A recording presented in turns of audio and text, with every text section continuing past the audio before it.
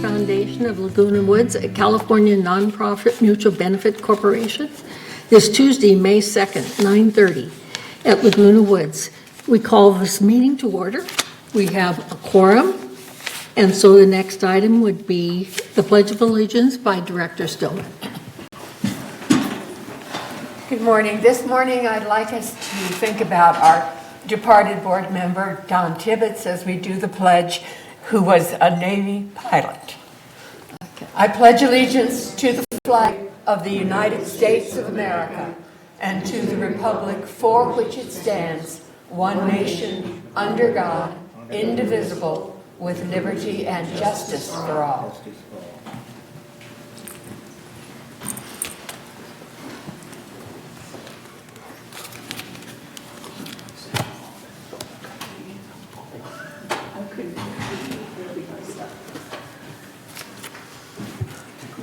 Okay, so I acknowledge the media, and the next is the approval of the agenda.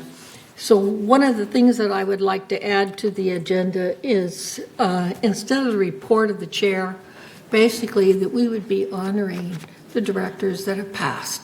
Okay, and so Egon is going to talk about his wife has just passed, and then we have John Frankel, who's on the third board, has just passed this last in April, and then Don Tibbetts. So I want to add that to the agenda under chair remark.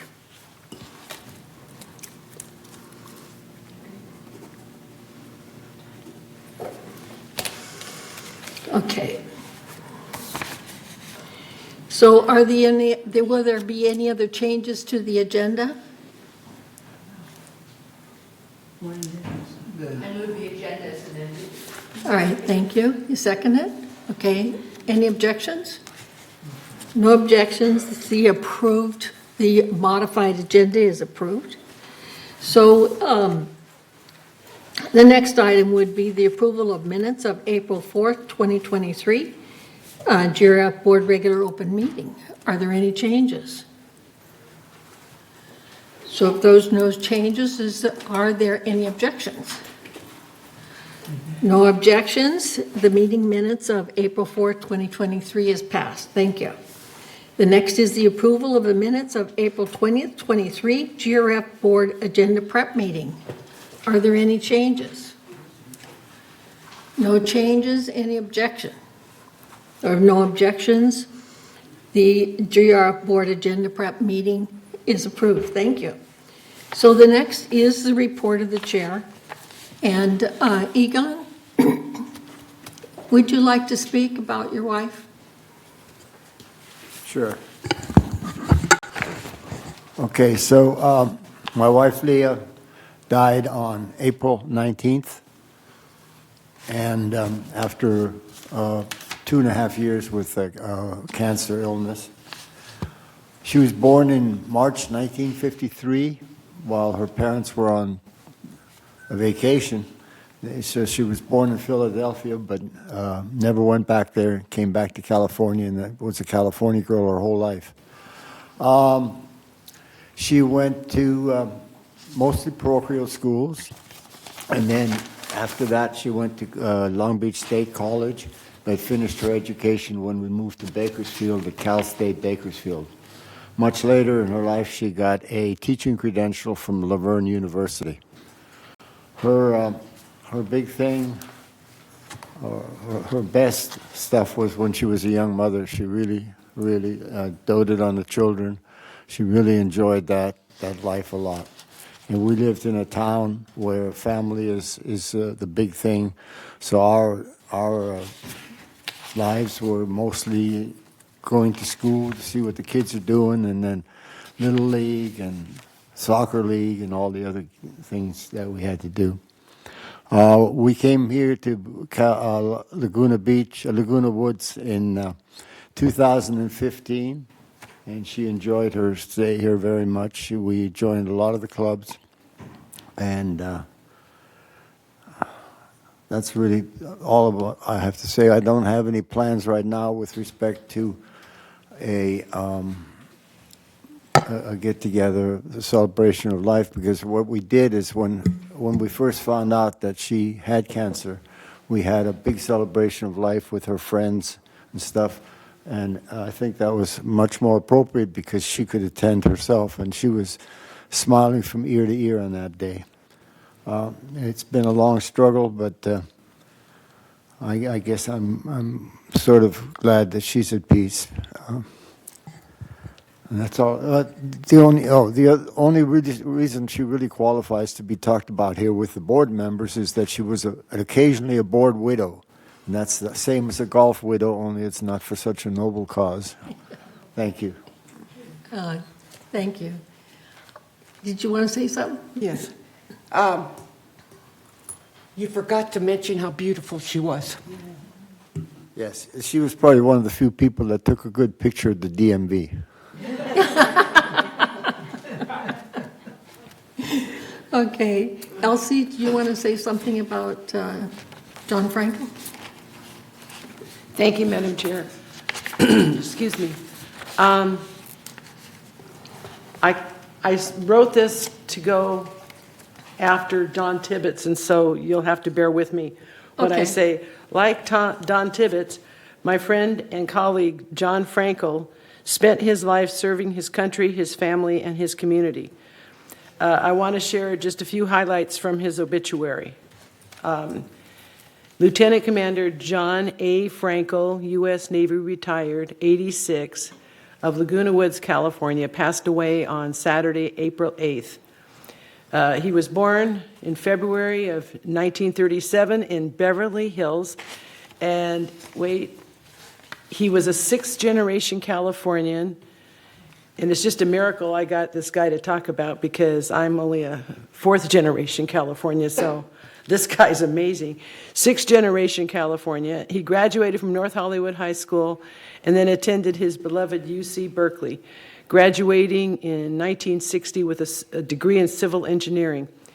He was commissioned in the U.S. Navy and served in with the Seabees, the Civil Engineer Corps, for 20 years, including a tour in Vietnam with the Seabees, sorry. While in Vietnam, he received numerous medals, including the Air Force Commendation Medal. He retired from active duty in 1980 and began working as a project manager. Now, this is all volunteer stuff. First with the County of Orange, and then with the Austin Company. I'm sorry, he still worked he was getting paid for those two, sorry. But then after he retired from Austin, he began to volunteer his services as a facilities engineer at J. Sarah High School, that's just right here, a project manager at Crayon Lutheran High School, I'm not sure where that is, building the new school campuses. Additionally, he was appointed to the Architectural Review Committee of the Orange County Transit Authority. His final job in retirement, this was his final big-paying job in retirement, serving as a director to the Laguna Woods Third Mutual Board. He was active in the YMCA for more than 50 years, Rotary International 49 years, Shriners International, American Legion, and he was very active in his church, the Lutheran Church of the Cross in Laguna Woods. He traveled a lot. He loved the Dodgers. Yes. He loved the Cal Bears. And and he had 3 children, and he survived by all 3 of them. His wife of 58 years, Dottie, who still lives in the village with us. And, so I served for several years with John on the traffic hearings committees. And he was on other GRF boards as well. GRF committees as well, even though he was from Third. He was a really strong support for longtime chair Ray Gross. I know Ray's really grieving today, and was later chair himself. He helped new members learn the ropes and was always a gentleman to everybody, whether residents or his colleagues. He will be missed by all who knew him. And then I'd also like to mention And I just really, really loved John. He was so nice. If you needed anything, he would, he'd remember, and then you'd see him a week later, and he'll go, oh, this is what you wanted. And he'd go, I forgot I even asked for it. He was just such a great guy. And he's going to have a private military, at Riverside National Cemetery with military honors. That's going to be private, but at the Lutheran Church of the Cross up here on El Toro, at Laguna Woods on El Toro Road in Laguna Woods on Friday, May 19th. That's Friday, May 19th. That's Friday, May 19th at 10 o'clock with a reception to follow in the church social hall. A private, and I already said about the private burial. So I'm sorry that was a little mishmashed, but it was from the heart, and I hope he's playing a card game with Egon's wife. That would be really cool. So, or whatever they like to play. Anyway, sorry. Thank you, Elsie. So before I talk about Dawn, Joan is asked to talk about a prior board member. Okay? Thank you. In February, Jim Juhan passed away, and those of you who knew him on third board and GRF board knew only part of him. He was an Army chaplain and a paratrooper, and he and his wife were met in the service. His wife, by the way, is Cynthia Connors. And I knew Jim for a long time, and his humor would crack me up. Even when he was in decline, he never lost that sense of humor. And we'd be sitting in a restaurant, and he'd make some funny remark, and everybody just break out in gales of laughter. And anyone who sat next to him at the board meetings had to be careful, because his remarks would always crack them up. But as he declined, Jim lost his speech, but he never lost his sense of humor. And I was amazed at how wonderfully he was able to keep up with everything, even though he had trouble walking and talking towards the end. He was a wonderful man, and his experience as a Army counselor was spectacular. So I just want to be sure that Jim was remembered along with everybody else that seems to be leaving us these days, because he was a wonderful board member. That's it. Thank you. Well, I can't say enough about Don. He's been serving on the boards 20 years. He was on the United board, and then he served on our board. I think this was his third term that he was on the board. But he is also a native, and he's a native of Orange County, okay? He was born in Santa Ana. He was born in the old Santa Ana Hospital, graduated from Santa Ana High School, and attended Santa Ana College, a true native of Orange County. So he was in the Navy, and he was also a school principal. And when I read that, I thought, no wonder he was so easy to get along with the board, because he had a lot of training. So anyway, he was known as a quiet man, and he didn't talk much unless he had something to say. He chaired many committees through the years and also ran a tight ship. He was invariably well prepared and supplied a quiet but firm leadership style to those lucky enough to work with him. So he understood the complex relationship among the boards and the staff and treated everyone with whom he worked with courtesy and respect. So I'm going to cry. Often seasoned with his particular dry sense of humor, he was a true gentleman and will be sorely missed by all of us. And his service is Friday, May 12th, 11 a.m. at St. Nicholas Church. Thank you. Okay, let's hope we don't have any more for a while. Okay, so the next item is the CEO report. Thank you, President Carpenter, and I would like to extend my warmest condolences to all the families. Yes. Today I wanted to highlight simple ways residents can stay informed. The first thing I would like to highlight is What's Up in the Village.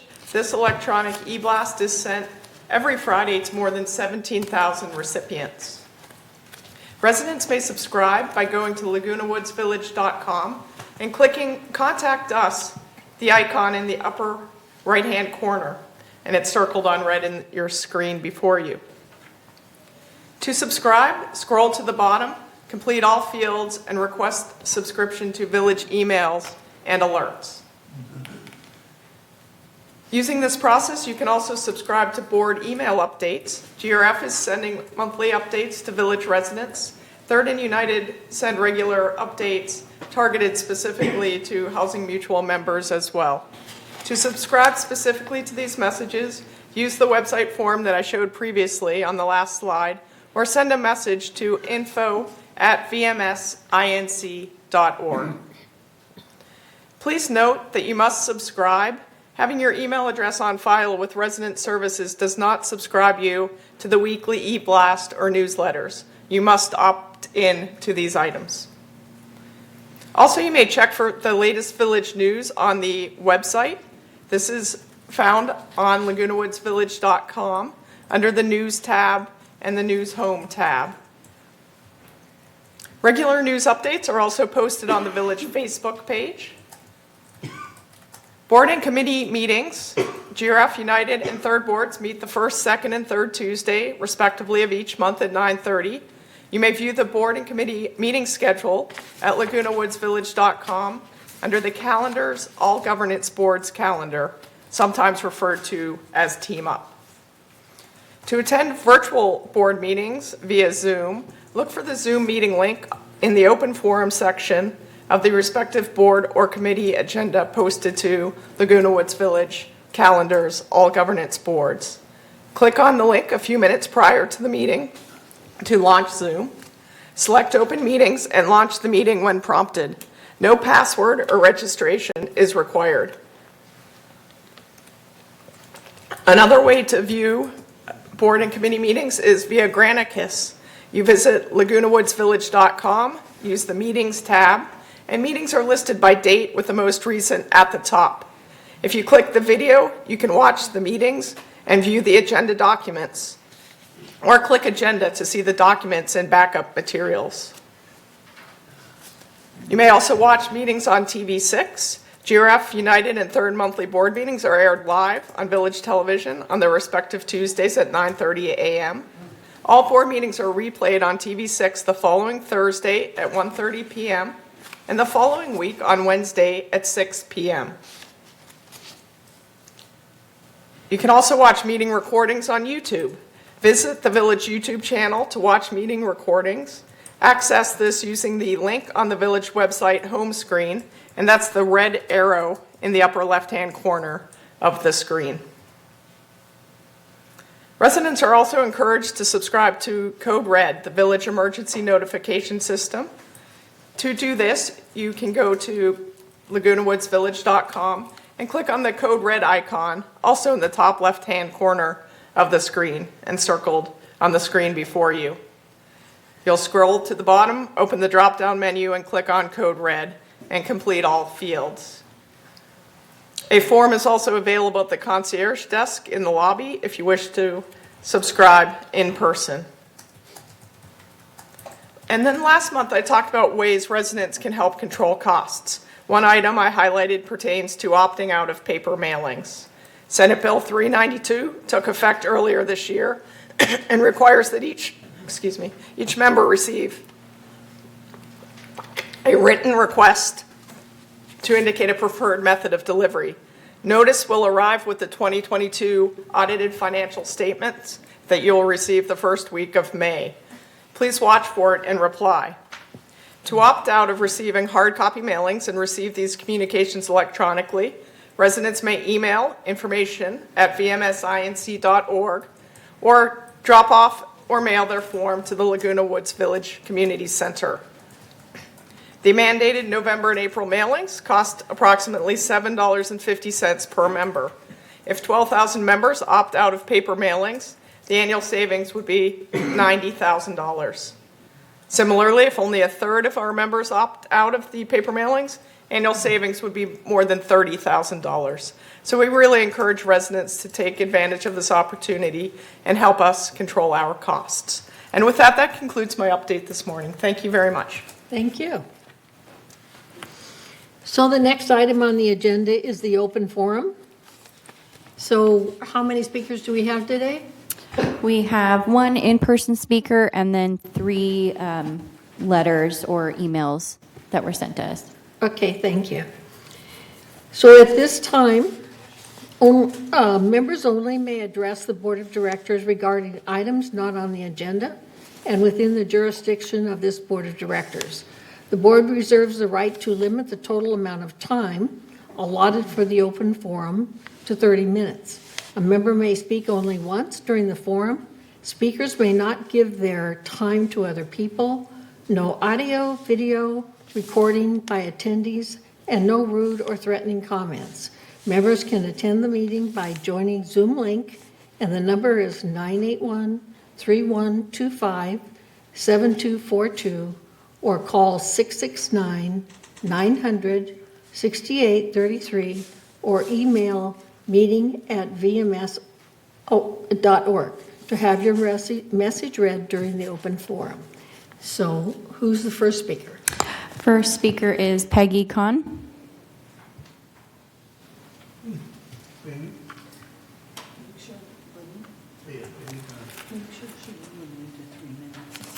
Hello, everyone.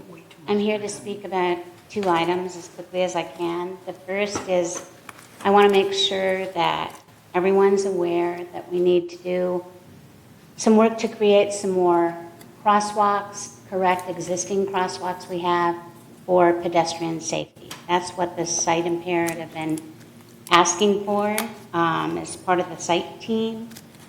And we just really need some work in this area. The second item is to discuss the LED stop signs, which not only are a big expense, but they don't work. I know I've emailed everyone on all the boards with the traffic studies I did that have video recordings of 4 different intersections. And it shows people absolutely stop for pedestrians. They absolutely stop for cross traffic. But there's no denying that even with the LED flashing signs, you still have people doing a roll stop. Not everyone, but huge percentages depending on the gate. Gate 6, 80% roll stop. That was monitoring 142 cars. Gate 5, 52% roll stop, but that's because that's such a busy intersection that you have so much cross traffic. Via Estrada and Calle Aragon, 91% still roll stop with the LED there. And when I went back there at night, this is a very dark area, those lights are blaring. The time that I was there, at night, 100% of the people roll stopped right past that blaring LED. They don't work. Via Carrizo and Avenue Sociega, 75% still roll stop. So I think these create horrible light pollution. I think they're disturbing, and they don't work, and they're, of course, incredibly expensive.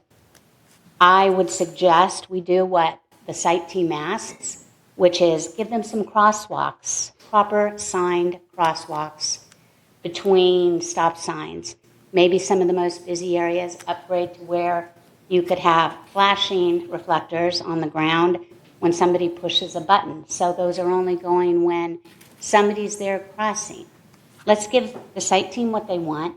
Let's stop this project that doesn't work. I discourage you to do a traffic study because they're expensive, and you have to be very specific about what you want to achieve out of that traffic study.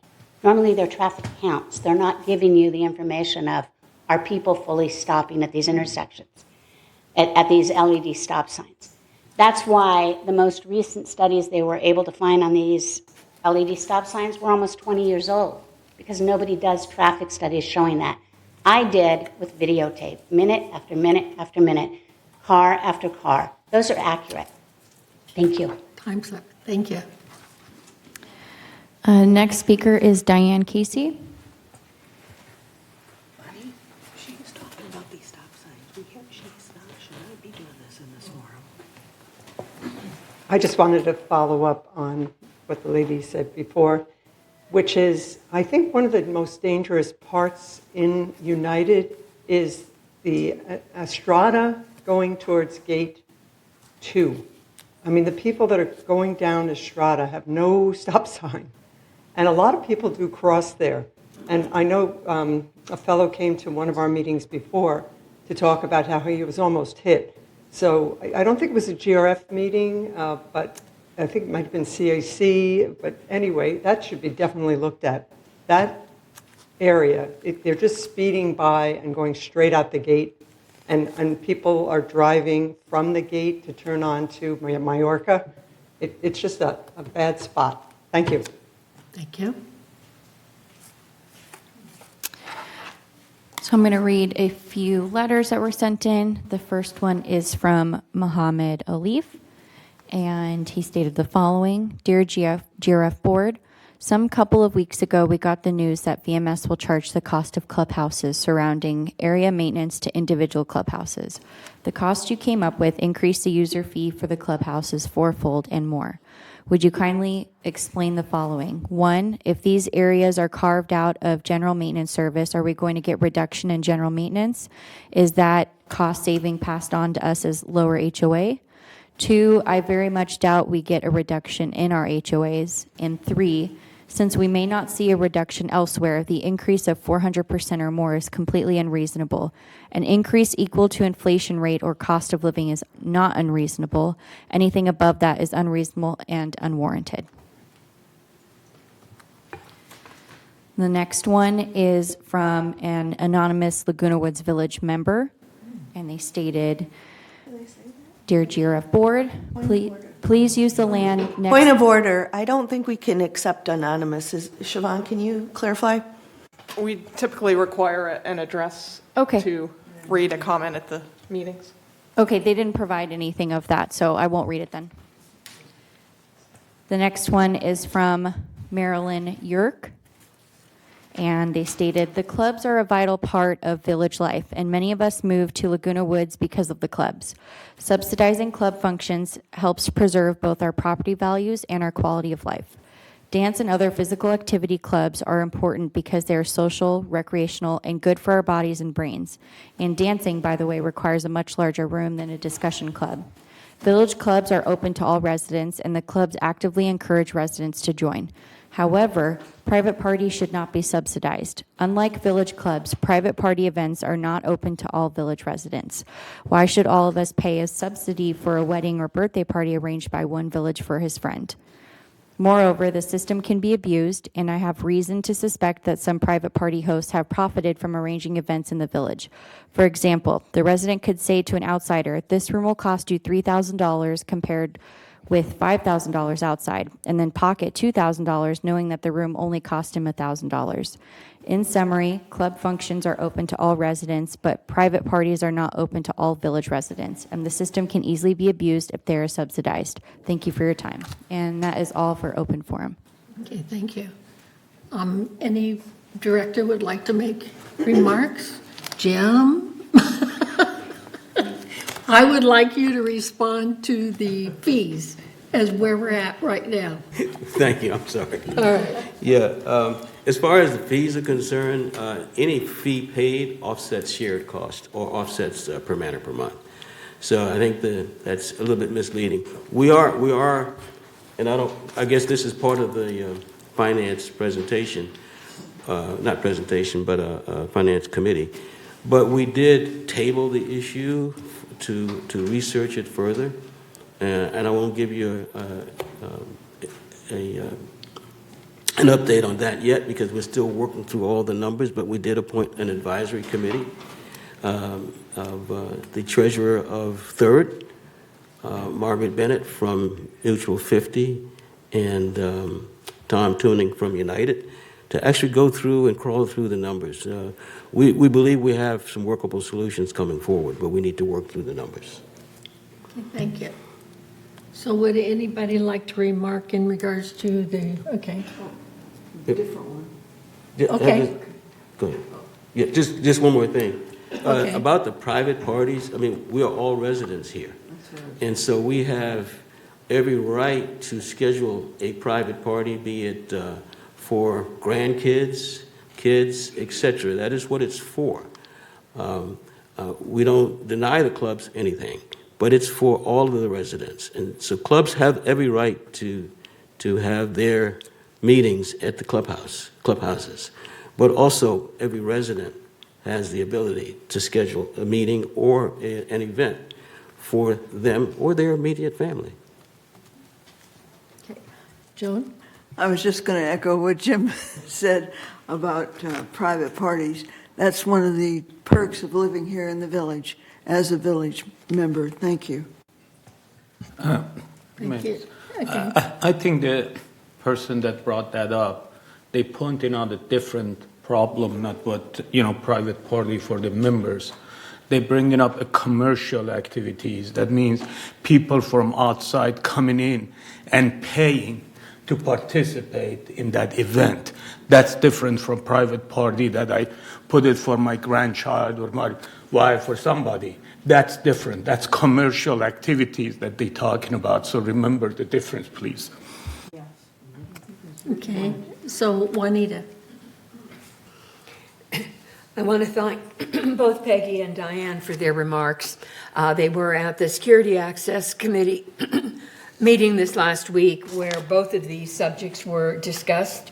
I remind everybody that the flashing stop signs are a pilot project. There are only 19 of them out there, and they are there for 6 months to gather data and see how things go. They are not permanent. We are looking at all aspects of it. I certainly appreciate the information that our various members, and we had quite a few at the committee, to bring forth information about that. As for the other crosswalks, such as Diane mentioned, that's another thing that's been brought to the committee level and is being looked at, and we recognize that crosswalks are an important safety benefit that we have here in the community, and we are certainly looking at all of those. Okay, thank you. Are there any comments, are there further comments by directors? So if there's, okay. In addition to red stop signs, maybe the flashing crosswalks has been suggested would be a better idea in the long run. I know the study's still going. I just wanted to add that back when we first started all of this process, we did look at the flashing in the road. That was one of the things that was discussed as well. In addition to painting new crosswalks, there are a lot of options out there, and I know that the security committee is looking at them. And I want to remind everyone of the process here in the village with regards to things that are under the GRF purview. And that would be that everything starts at the committee level. So if you have an idea, and if you don't know which committee that you should take your idea to, certainly the general manager's office or info@vmsinc.org, you can ask and they'll tell you which committee. But that's where all the work starts, is at the committee level. So just, we appreciate everybody coming and commenting, and we often, Yvonne can attest to this, a lot of stuff comes to CAC, but it'll come here first, but it needed to go to CAC first. So just, that's our process, and it just will help you as a resident to perhaps not be frustrated by the process if you start in the right spot. So I just encourage you, if you're not sure, ask, and we're all here listening to you, but let the committees do their work. Thank you. Thank you. No further comments? Then we'll go to the next agenda item, which is the consent calendar. All matters listed under the consent calendar are recommended for action by committees and will be enacted by the board by one motion. In the event an item is removed from the consent calendar by members of the board, such items shall be subject of further discussion and action by the board. So the recommendation from the Finance Committee Consistent with the statutory obligations, a subcommittee of the board consisting of the treasurer and at least one other board member reviewed and approved preliminary Golden Rain Foundation financials for the month of March 2023. By this vote, ratified that each review be confirmed in this month's board meeting, open session meeting minutes. So, are there any objections? Oh, okay. Are there any objections? So if there's no objections, the consent calendar is approved. So the next item is the unfinished business, which would be the update of the committee appointments. So Joan, will you read the resolution? Thank you.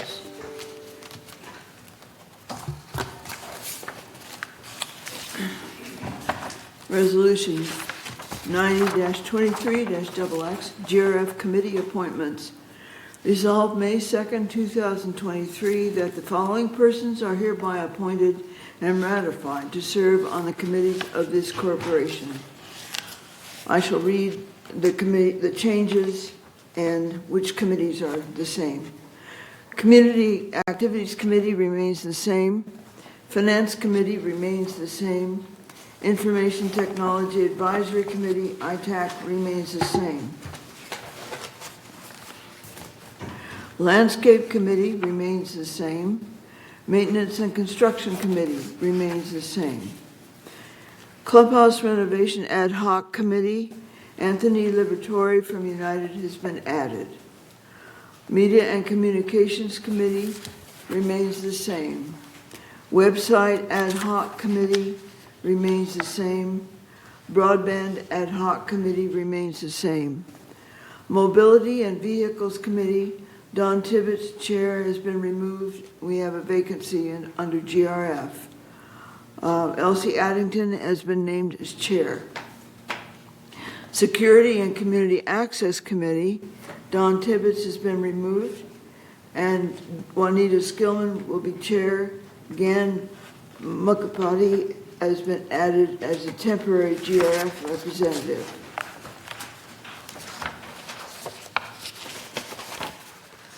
On the other committees, Disaster Preparedness Task Force, Allison Bach from United has been removed, and Anthony Liberatore from United has taken her place.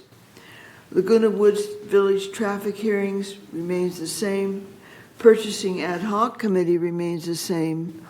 The Select Audit Task Force remains the same.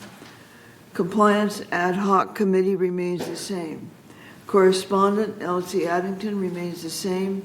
El Toro Water District with Juanita Skillman remains the same. Resolved further that Resolution 90-23-14, adopted April 4th, 2023, is hereby superseded and canceled. And resolved further that the officers and agents of this corporation are hereby authorized on behalf of the corporation to carry out this resolution. I move we approve this resolution. Debbie seconded. You second it? Are there any objections? So if there's no objections? Excuse me, but you can't see me through all this plexiglass, and it drives me crazy too. I just have one comment though, Joan, on mobility and vehicles. It says vacant GRF, and I don't think that's right, because Egon and I are still on it. So, I mean, Right, no biggie. there was an alternate, I mean, I think you were. It's an alternate position. So we can put it on there. I don't care, I was just mentioning it because it looks like, I didn't, so that's the alternate position that's available. Right. Right, and the word alternate should be in there. Yeah. Correct. That's the vacancy. I was just nitpicking. That's my job. Thank you. Okay, That's appropriate. thank you. The next item would You be, need to pass it. Any Pardon me? objections? Any other objections? okay, I'm sorry, I thought we already did that. All right, are there any objections? So if there's no objections, the committee appointments is passed, thank you. So the next item is to entertain a motion to approve equestrian care service fees, and this has already completed the 28-day notification for member review per Civil Code 4360. So do I have a motion? I have to read Please read. it. Sorry. Okay, I won't read every single fee. I will. okay. Resolution 90-23-XX, equestrian care service fees. Whereas the current pricing policy and fees were reviewed to establish fair costs to boarders while providing a high level of horse care and customer service. The proposed additional care service fees were determined after conducting a comprehensive regional cost analysis of similar facilities. CAC recommended the following proposed additional care services fees subject to board approval. Under November 23rd, proposed equestrian care service fees. Under equestrian centers fees, there are 26. Under specialty care services, there are 6. The proposed specialty care services, there were 31 new services proposed. Under proposed show fees, 9 proposed, and under proposed training fees, 2 were proposed. Whereas in 2022, the Equestrian Center piloted a care services program to allow for customized care of boarded horses. And whereas offered care services have proven to be extremely successful with monthly revenue of approximately $1,500, that's $18,000 annually, and have assisted in securing boarded horses that were previously not willing to board at a partial care facility due to the desire for more upscale care and full service offerings. And whereas with the addition of the proposed care services fees, staff estimates an increase in revenue of approximately $9,000 annually.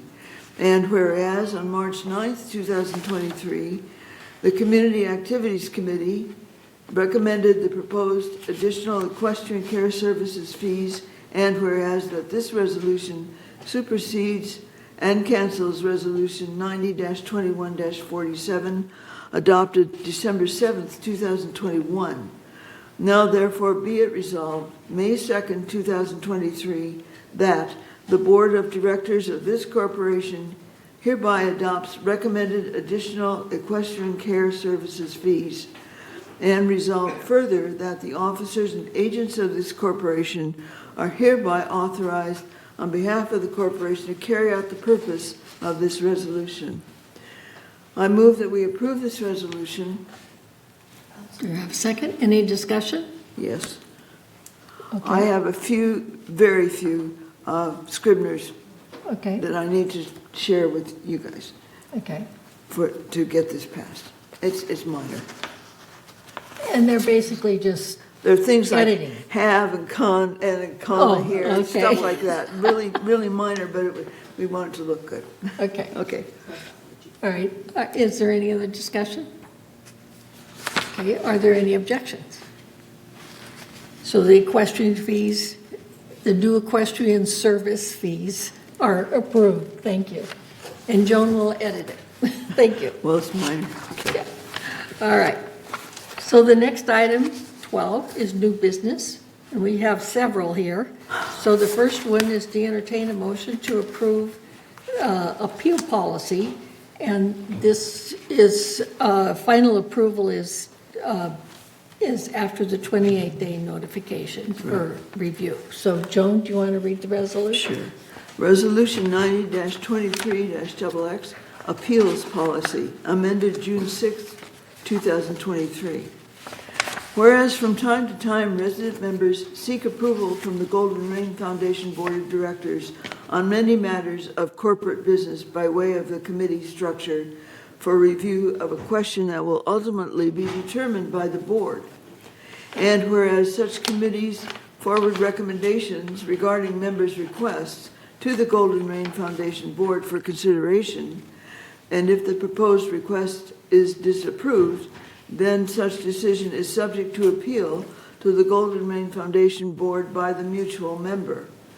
Now therefore be it resolved, June 6, 2023, that the Board of Directors of this corporation hereby establishes and adopts the attached appeal policy pertaining to the rights of members to appeal decisions of committees of the board, and as applicable by the board regarding certain corporate business for this corporation. And resolve further, Resolution 90-15-47, adopted September 1st, 2015, is hereby superseded in its entirety and canceled. And resolve further that the officers and agents of this corporation are directed on behalf of the corporation to carry out this resolution. I move that we approve this resolution for discussion purposes and postpone the final vote for 28 days per Civil Code 4360. Do you have a That's second? a second. Is there any discussion? And the only comment I can say is we do have the endorsement from the committee that has reviewed this before it came to the board. So are there any objections? So if there are no objections, the appeal policy is approved based upon a 28-day notification review. Okay. So the next item is to entertain a motion to approve, actually it's the modification of the nuisance policy. So Joan, will you read that? Okay. Resolution 90-23-XX, nuisance policy, adopted June 6, 2023. Whereas on August 2nd, 2022, the Board of Directors adopted the nuisance policy to set forth guidelines for nuisance complaints. And whereas the Compliance Ad Hoc Committee has recognized the need to revise the nuisance policy to provide concise interpretation of the policy. Now therefore be it resolved, June 6, 2023, that the Board of Directors of this corporation hereby revised the nuisance policy as attached to the official minutes of this meeting. And resolved further that Resolution 90-22-35, adopted August 2nd, 2022, is hereby superseded and canceled. And resolved further that the officers and agents of this corporation are hereby authorized on behalf of this corporation to carry out the purpose of this resolution. I move that we approve this resolution for discussion purposes and postpone the final vote for 28 days per Civil Code 4360. Second. Debbie seconds it. Thank you. Is there any discussion? And I also want to comment, we have the endorsement based upon the committee is for this modified nuisance policy. So are there any objections? So if there are no objections, then this policy is approved based upon a 28-day review. So the next item is to entertain a motion to approve modified harassment policy. So Resolution 90-23-XX, harassment policy, adopted June 6, 2023. Whereas the Board of Directors of Golden Rain Foundation of Laguna Woods, GRF, adopted the anti-harassment, anti-abuse, and anti-intimidation policy to allow for a joint committee to be created with United Laguna Woods Village, United, and Third Laguna Hills Mutual, Third. And whereas the United and Third Board of Directors elected not to adopt the anti-harassment, anti-abuse, and anti-intimidation policy, and whereas the Compliance Ad Hoc Committee has recognized the need to adopt the harassment policy to set forth guidelines for harassment complaints received by the GRF Board.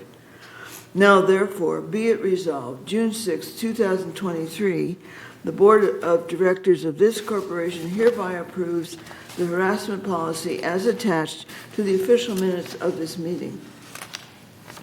And resolve further that Resolution 90-23-03, adopted January 3, 2023, is hereby superseded and canceled. And further, resolve further that the officers and agents of this corporation are hereby authorized on behalf of this corporation to carry out the purpose of this resolution. I move that we approve this resolution for discussion purposes today and postpone the final vote for 28 days per Civil Code 4360. Second, okay. I have some other scriveners that need to be corrected within the policy itself, but they're simply scriveners, does not change the policy. And if I may, I can share it with Lucilda and get that done. Or, Okay, thank you. well, however you think it's best. Okay. I have a question or comment. So basically what we're doing is we're just, this is our original policy and we're just updating and tightening it based on what we had been discussing. Okay, that's what I thought, but I just wanted to clarify. Well, it came about, remember, when we were trying to pass a board for all three. Right. You know, boards. So when that didn't pass, then we had to come back to our policies and update them. Okay. Okay. All right. Where am I, Joe? Okay. All right. Any more discussion? Yeah, any more Okay. Any more discussion? No further discussion? Are there any objections? So if there's no objections, the harassment policy is approved for a 28-day review. So the next item is to entertain a motion to approve the Aquadet's request for exception to GRF poster policy.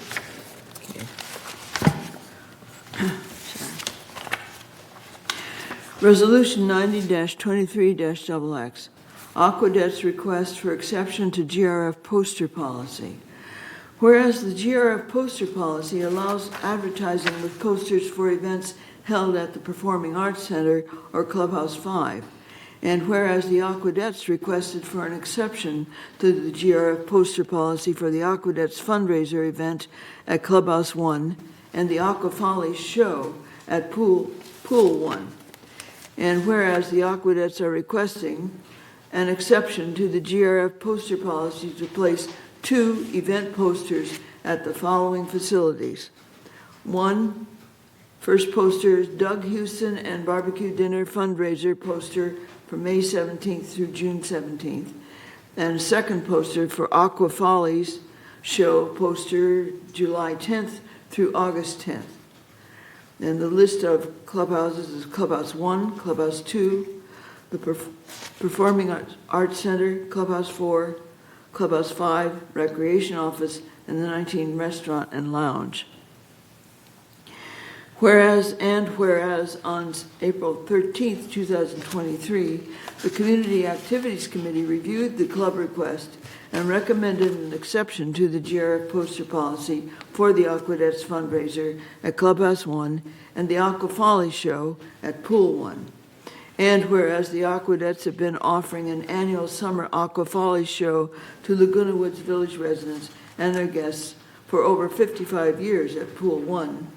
And whereas the dimensions of the posters are 11 by 17 inches and 33 by 40 inches, that's the Performing Arts Center poster size. And whereas the Aquadets posters would be advertised for 31 days each prior to the events. Now, therefore, be it resolved May 2nd, 2023, that the Board of Directors of this corporation hereby adopts the exception to the GRF poster policy for the Aquadets fundraiser at Clubhouse 1 and the Aquafoli show at Pool 1, and resolve further that the officers and agents of the corporation are hereby authorized to carry out this resolution. Do you have a second? Oh, second, okay. I didn't move. I need someone else to. Oh, I'll move. Okay, Deb moves and Reza seconds. Okay, so, discussion, Right so here. my, Right here. okay, all right. And right here. Too. If you look at your attachment, the recreation center, the 2 posters that they want to place over there, I don't think that we should put them over there. That's a very small area, and the people won't be able to move around in that office with those big posters in there. So on the resolution, which one is that for the performing On arts? attachment 2, if you look at number 7, Okay, that should be removed. Yeah, No, no, it's the request for the exception. here it is. On Yeah. page 2 of attachment 2. oh, okay. So that should be under, number 7 should be removed. That's right. There really Is there is another room place there. for it? That's what I was going to say too. Page 9 of 10. 9 of 10. I found, I It's page found, 8 of 10 under item 12D. Right. 8 of 10. 8 of 10, okay. Okay. Also, I I'm have- sorry, I didn't realize that this was going to be on there. And if that area is so small over there, we cannot put a couple of big Yes, it posters is. in there. I'm sorry. I agree. I was going to say the same thing, Yvonne. I also have a question. I also have a question about 19 restaurant. I don't know about that. Well, I don't see a place to put it unless it's going to be on an easel. Well, these are going to be on an easel too in there, so. No. So, Well, the there o- isn't room the- for an easel in there. yeah. okay, so Debbie and. No, I was just going to ask Yvonne, what about on an easel somewhere here, out in our lobby? I mean, is there an alternative for them? Say that again? Is there an alternative? I agree, there's not enough room in the rec office at all for that, but I was wondering if we could potentially offer them an alternative. Well, I suppose, over against the four wall where If I the could mailbox interject, is. our, I'm sorry? our policy is not to put easels in the lobby of the Right. community Okay. center Okay. or the Okay. hallways. So they can't really. So that they doesn't can't. work. No, Okay. Thank you. That won't I work. didn't know that. I have a question. Regarding these resolutions that we have regarding the postal policy, are these resolutions shown on the notice board so that club representatives and others, residents at large, know about these resolutions? Are these posted on the notice boards in the club houses? Okay, I can't Are answer the that events because I posted didn't on hear. notice boards? Okay, Already. I didn't hear what he said, so can you? Okay, are the events posted on the notice boards now? Yes, Flyers flyers and all over the village, yeah. I think these events are also posted, are they not? They are posted, yes. Yeah. Okay, Yes, okay. they are. Okay, I have a question still about. Thank you. 19 restaurant. There isn't room for a stand unless they're either on the patio or, I mean, there really isn't room by the door. I don't know. Yvonne, Siobhan, what do you think? Let us take a look. I'm not sure what is available over there, but we will take a look and report Just- back. Okay, Yes. that's swell, but otherwise we could, But we're looking for a modification. I just know that we can't put those posters over there in the rec department. I don't know what. well, the rec department posters in 19, is that what you're saying? Oh, well, no. Oh, in the rec department, in the rec department, no, That's there's, the only one. I don't know about. well, I do, about 19, I know there's not much room. Okay, so I have one more question. Debbie? Yeah, okay, so maybe Siobhan can answer. If not, I can take it to communications. The TV that displays out here in the hallway, can they put it on there? Yes. Okay, there you go. So it will be displayed in this building somewhere, so that's fine. Okay, no. Okay, Any other objections? okay, but we need to have a modification, an amendment based upon Well- which of these numbers we're going to remove. We're going to, well, it's been proposed, amended that we remove number 7. Number 7, okay. Are there any objections to removing number 7? Yes, are there any objections? Number 3, whereas under the resolution is what we need. Yes, right. Yes, that Recreation office takeout. And I have a question about 19, frankly. So, you want to remove that for now, or? I think we ought to, Yeah, let's. go ahead and remove it, and then, Let's remove 19 and with the advisement from staff. Madam Chair, yes? I assume that we have a requirement when the display is, what are the distances, what are the requirements for having, because you cannot block walkways, you cannot do this.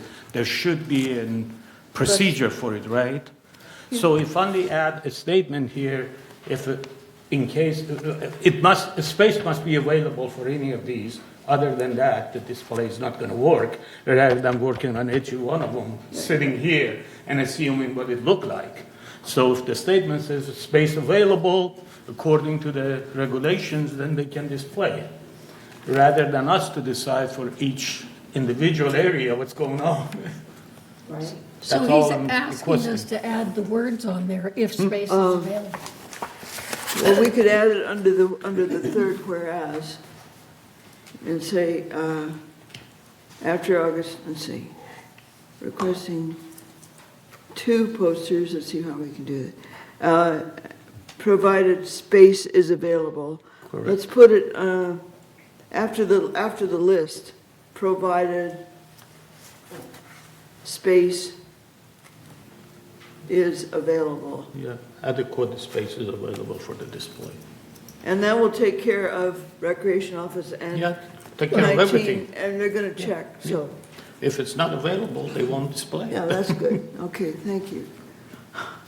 So, maybe you should see if there are any objections to that amendment. No. Okay, if there are none, okay, then now as amended. Okay. Oh, Any other objections? Or I mean, other- any other other- discussion? Okay. are you okay So- with that? So, any objections to the did I just say that? Yeah. Any objections No, to there the weren't any. amendment to the resolution? If there are no objections, then the amendment to the resolution is approved. Thank you. No, the resolution's approved as amended. As amended. Okay. All right, thank you. Sorry. That's Okay. All right. So the next item is to entertain a motion to approve the donation of the Hearing Well Club installation of a hearing loop in the community center Elm Room. So would you read that, please? Resolution 90-23-XX, donation of installation of hearing loop in the community center Elm Room. This agreement entered into this second day of May 2023 is by and between the Golden Rain Foundation, GRF, a California nonprofit mutual benefit corporation, and Hearing Well Club, the donor, installation of hearing loop in community center Elm Room. Whereas GRF and donor recognize the importance of community facilities and amenities, and whereas GRF and donor acknowledge the benefit of donations when they have a purpose consistent with GRF goals and are in the best interest of Laguna Woods Village, and whereas the Hearing Well Club, donor, has offered to provide installation of a hearing loop in Community Center Elm Room, and whereas the Recreation and Special Events Department Director or Financial Services Director has reviewed and affirms the proposed donation meets the criteria for acceptance contained in the GRF donation policy, that is, it meets a true need of the facility, does not interfere with the intended current or future use of the facility, and does not require the relocation of other equipment or infrastructure to accommodate the donation. Now therefore be it resolved, May 2nd, 2023, that GRF and donor, in accordance with the described conditions and obligations hereinafter set forth, agree as follows. This is boilerplate from the donation policy. Section 1, the donation known as installation of hearing loop in Community Center Elm Room described below is donated in its entirety to GRF, hereafter owned by GRF and managed on behalf of the residents of Laguna Woods Village by Village Management Services, Inc., BMS. Section 2, the donation description. It's an installation of hearing loops The space of the facility is the community center Elm Room. Location is the community center Elm Room. Section 3, the amount of the donation. The item cost is 0. Installation cost is 0. Maintenance cost is 0. Total estimated donation, 0. Section 4, GRF reserves the right to move or remove and/or retire the donation following cessation of a 5-year period. The term shall commence upon the date entered into and indicated above. Section 5, GRF will not replace the donation of community space improvement if it is stolen, vandalized, worn out, irreparably damaged, destroyed, or expires. Section 6, installation and maintenance. GRF shall be responsible for the installation and maintenance of the item, including any reasonable repairs. Section 7, term. The term of this agreement is a minimum of 5 years or beyond, if applicable. And resolve further that the officers and agents of this corporation are hereby authorized to carry out this resolution as written. I move we approve this resolution. Debbie seconds it. Any discussion? Yvonne. In section 3, it's saying that the maintenance cost is 0. In section 6, it says installation, and it also says maintenance. If there installation and maintenance, GRF shall be responsible for installation and maintenance of this item. But the donation is the installation. I'm sorry, the donation is the installation. Whatever it costs to put it in. But there's no figure. I agree, how much, and they're going to use the But same. Go ahead. It's reasonable repairs, I'm just saying. Whatever it costs here in this here, for the hearing loop here in this room. Okay. I don't know. I mean, I'm assuming that the quote that they get from the company to install it includes the device and the installation. Yeah. but shouldn't that quote be in here, since this is a donation? What is the cost of the donation? Right. Under section 3. Siobhan? Yeah, but Allison want to talk. I'm just saying, if installation and maintenance, GRF shall be responsible for installation and maintenance of the item. Well, but the including donation. reasonable repairs. But the donation in this case is the installation. It's the That is installation. I mean, It's the installation and the actual loop itself. Isn't there a cost? I know what the intent was. We can fix the I know resolution. what, yeah. Hi, Allison. Hello. I think there needs to be a cost in there somewhere. Yeah, they didn't provide us an actual cost. They just said they would cover all the costs of the installation and the device, so. That cost should be in here so we know how much it is. We can, The donation is. yeah. We know how much, we need to know how much the donation is. We can obtain that from them, but we don't have it right now. But you'll put it in? Yes. Okay. Cost to be added. Okay, cost will be added. Yeah.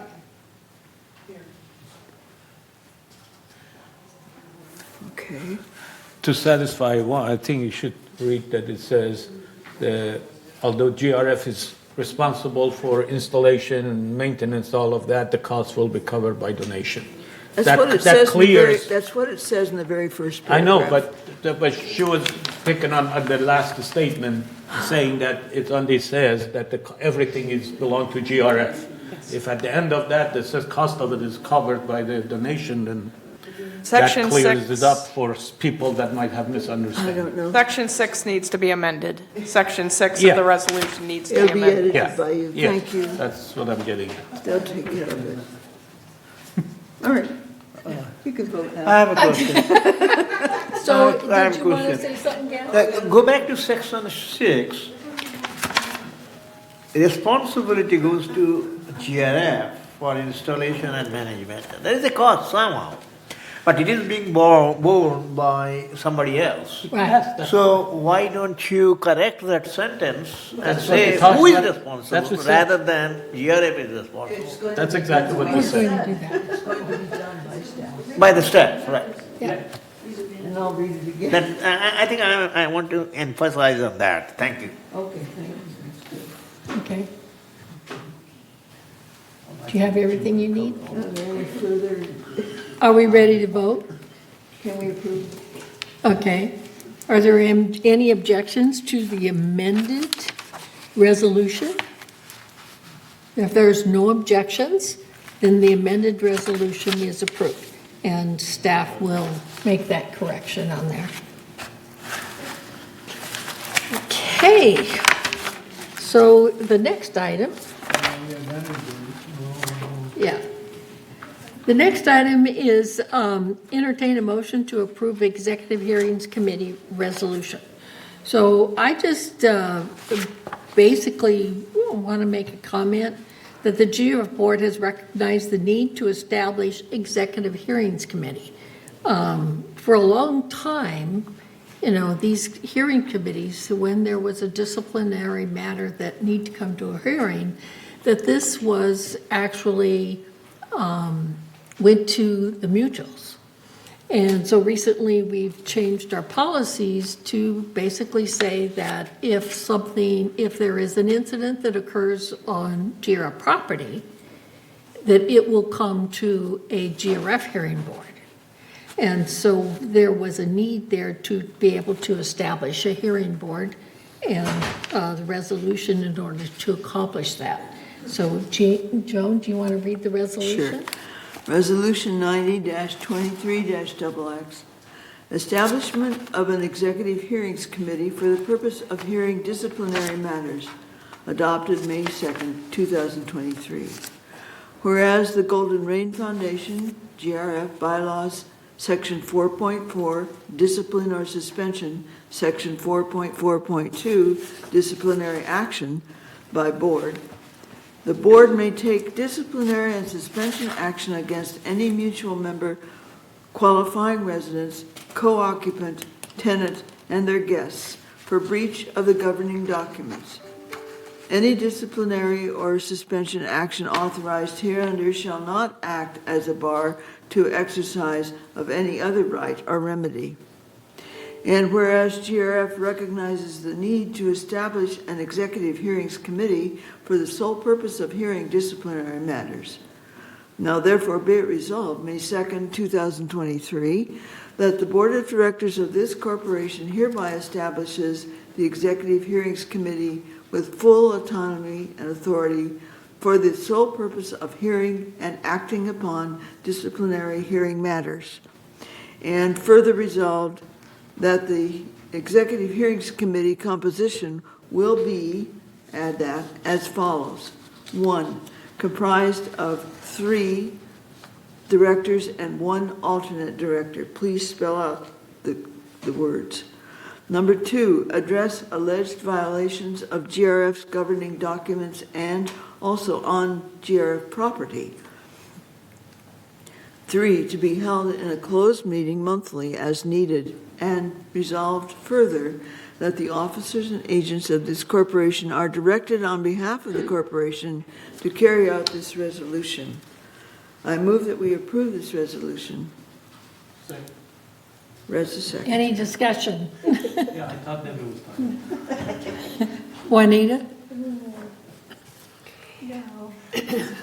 First of all, I just want to say historically, it's not that the GRF board has not taken disciplinary matters into effect, but they have been done at our closed board meeting by the full board. This just makes it an easier matter to handle. But secondly, I think that with all that's going on right now in the mutuals, because of the law that went into effect January 1st, allowing room rentals, that we should add the word renter after tenant, because there is a difference. And we want to make sure that they are covered. I think that's where we may have some of our disciplinary problems. Tenants in there. In the first paragraph. First paragraph. Where did you want it? Which paragraph? The first paragraph, co-occupant, tenant, or renter. What's the difference between tenant and renter? Yeah, I agree, because now with the Airbnb, because they're going to be like monthly versus the tenant that is more permanent. Is there another word, because renter and tenant are the same typically, but there might be another word. Lessee? Yeah, whatever. No, that would because be. they might not be signing They're anything not, they're official. room rentals. I think we ought, you can put lessee in there because we don't rent, we lease. The new law is renting. Right, I know. Elsie, How about short? Lessees are, all co-op members are lessees. And we can sublet, Right, but then the sublet, you can also rent individual rooms. So the policies that are going through, at least United, is room rentals. okay, And those only have to be for 30 days. right, And so we're looking at there may be a, okay, all right. This is Lot more further through. clarification. I still have a Okay. contribution. Are you done, Juanita? yes, ma'am? You're sure? Okay. Elsie? How about putting short-term renters? I mean, it doesn't sound real la-di-da professional, but it says what it is. short-term renters. I mean, that. that's just I a like that. suggestion. So And it- we're amending this, any That should cover the objection? Airbnbers, the 30-dayers, the, One day, yeah. assuming, of course, they're illegal, that they're registered with anybody. That's a different question. Pardon? Add short-term renters. Right, that's right, add short-term rentals. Okay, and are there any objections to the amendment to the resolution? So if there's no objections, the amendment to the resolution is passed. The resolution is passed along with the amendment to it. Okay. So the next item is discussion, and basically it's discussion because we're going to bring it up at the compliance meeting, which is tomorrow. And basically, oh, thank you. So GRF also has a resolution for an occupancy fee. And based upon the occupancy policies that the mutuals have, that a GRF fee is charged for anybody over 2 people. So when you rent a room, you have a third or fourth person. So the GRF policy basically says at this point in time that we charge $100. And so my thinking is that we need to raise that also. But we will review that in the compliance committee and then bring it to the board at the next board meeting. Okay, Elsie? I know we're going to talk about it some more, but I'd like to think along the lines, unless there's something statutory, excuse me, that I don't know about. There's going to be a lot of times when these short-term renters are going to be the second person in there. And so there's not going to be, and there's going to still be a lot of extra administrative time. In other words, they're not going to qualify for the $100 per man or per month Right, additional because fee. it's for up to 2. Yeah. Because it is now. Right. But I'd like to see a worded thing, if we could, so for regular, well, I hate to say regular, but for normal, with the situation as it is now, the third person is great.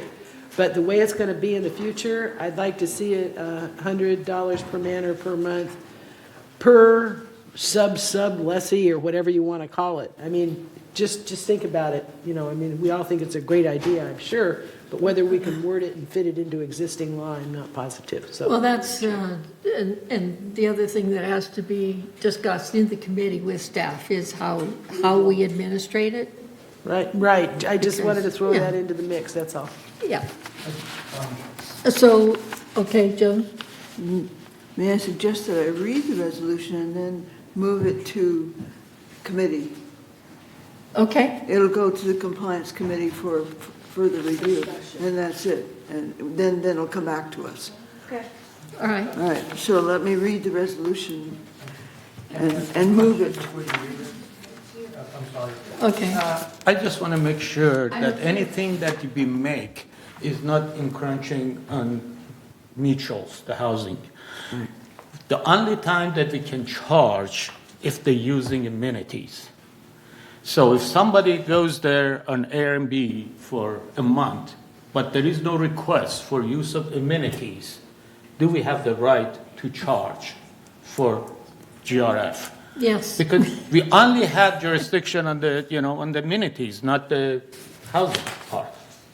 I just want to make sure that we don't, step on somebody's toes. You're on that committee, so you get to say something. Yes. Well, We don't I'm need saying to it for discuss everyone it to now. hear. Don't We'll discuss it discuss now. it further in detail. Okay. Juanita? Yeah, I think we are just a little ahead of ourselves.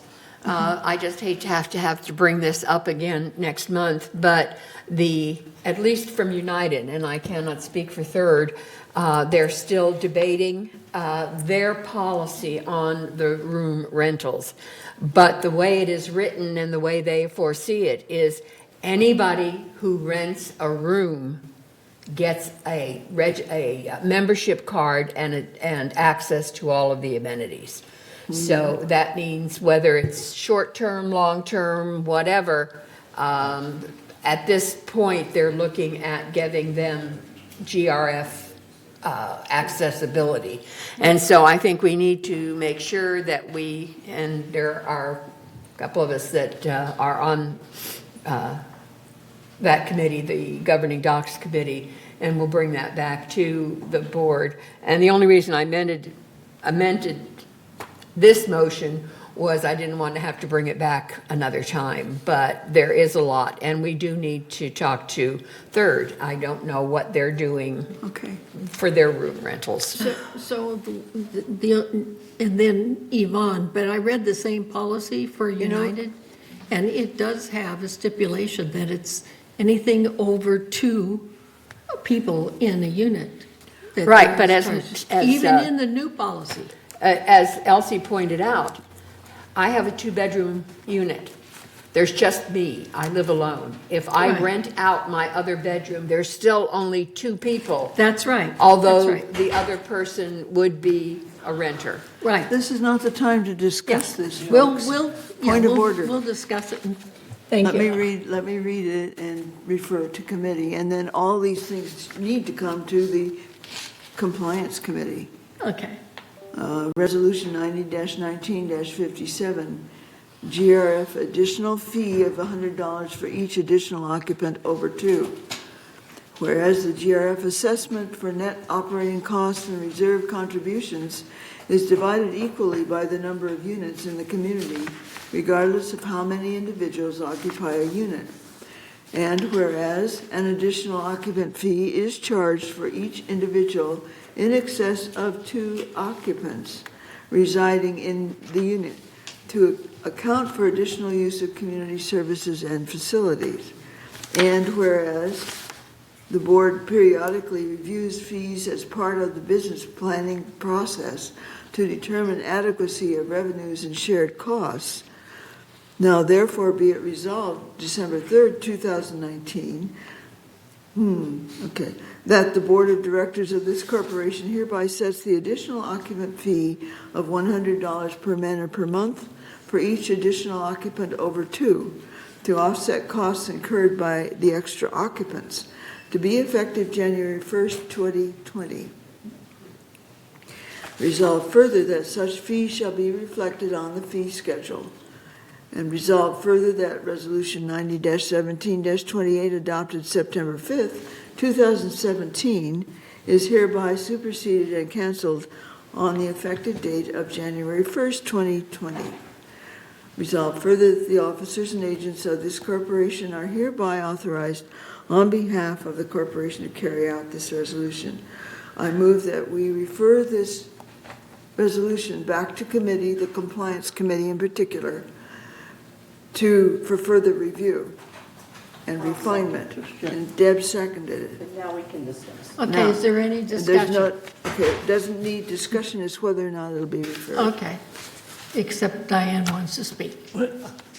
Yeah, I would say that most of the time when you have the two occupants, they're not paying anybody rent, but now we're dealing with rent, Right. So I think it's a different situation and that they should pay a GRF fee because they're paying rent. So then the owner, is having to, supplement GRF for that extra expense. Any renter. And so I don't think it should be two. I think you need to consider that in consideration. I mean, in your Okay. committee. All right, thank you. All right. All right, Elsie? I'm sorry, what committee are we referring it back to? This was just. Compliance. Oh, Compliance this goes to committee. compliance because it was under G, member occupancy. Okay, this is a resolution from, get the date, December 3rd, 2019. Right, no, I know that. This whole That's- thing has to be referred. And So- that's all we're voting on, is whether to refer it to committee or not. No, I just asked what committee it is. Oh, Compliance. Thank you. It's already on the agenda. Okay. Go to the, I have a clarification I need. Go to the fourth paragraph, which says that there will be an additional fee, GRF fee of $100. I believe there is an existing, according to the existing rules, there is a fee. That's right. So it is in addition, so I would like to clarify that on that line, that in addition to the existing Right. 50 feet. It's up here, additional occupant, okay, additional, right, it's an additional fee. That's correct, Gan, it is. Yeah, thank you. Point of order. You need to Yeah. publish it on- I have a feeling that the way I read Too many it mumbling. is a GRF additional fee of $100. Excuse me, point of order. Over, in Point of addition. order. Point of Very order, fair, Mr. Committee, sir, we don't need to point of order. discuss I it didn't now. hear what you said, there's too many people The- talking. Point of order. Okay. This is being referred to committee for further discussion. discussion. Right, We don't need to discuss it here. This is not. Yeah, that's what I was going to say. thank you. Okay, are there any objections? So if there's no objections. Yeah, I this is object that we don't have a hearing loop. Yeah, where is that? Okay, so if there's no We're waiting for objections, this donation. is going to be referred, and it is already on the compliance agenda. Okay, so thank you. Okay. All right, do you want to take a break, or do you want to move on? Yes. Uh-oh, we have somebody that wants to take a break, so it's 10:58, let's do 10 minutes. 5 minutes. 5 minutes, okay. 5 minutes.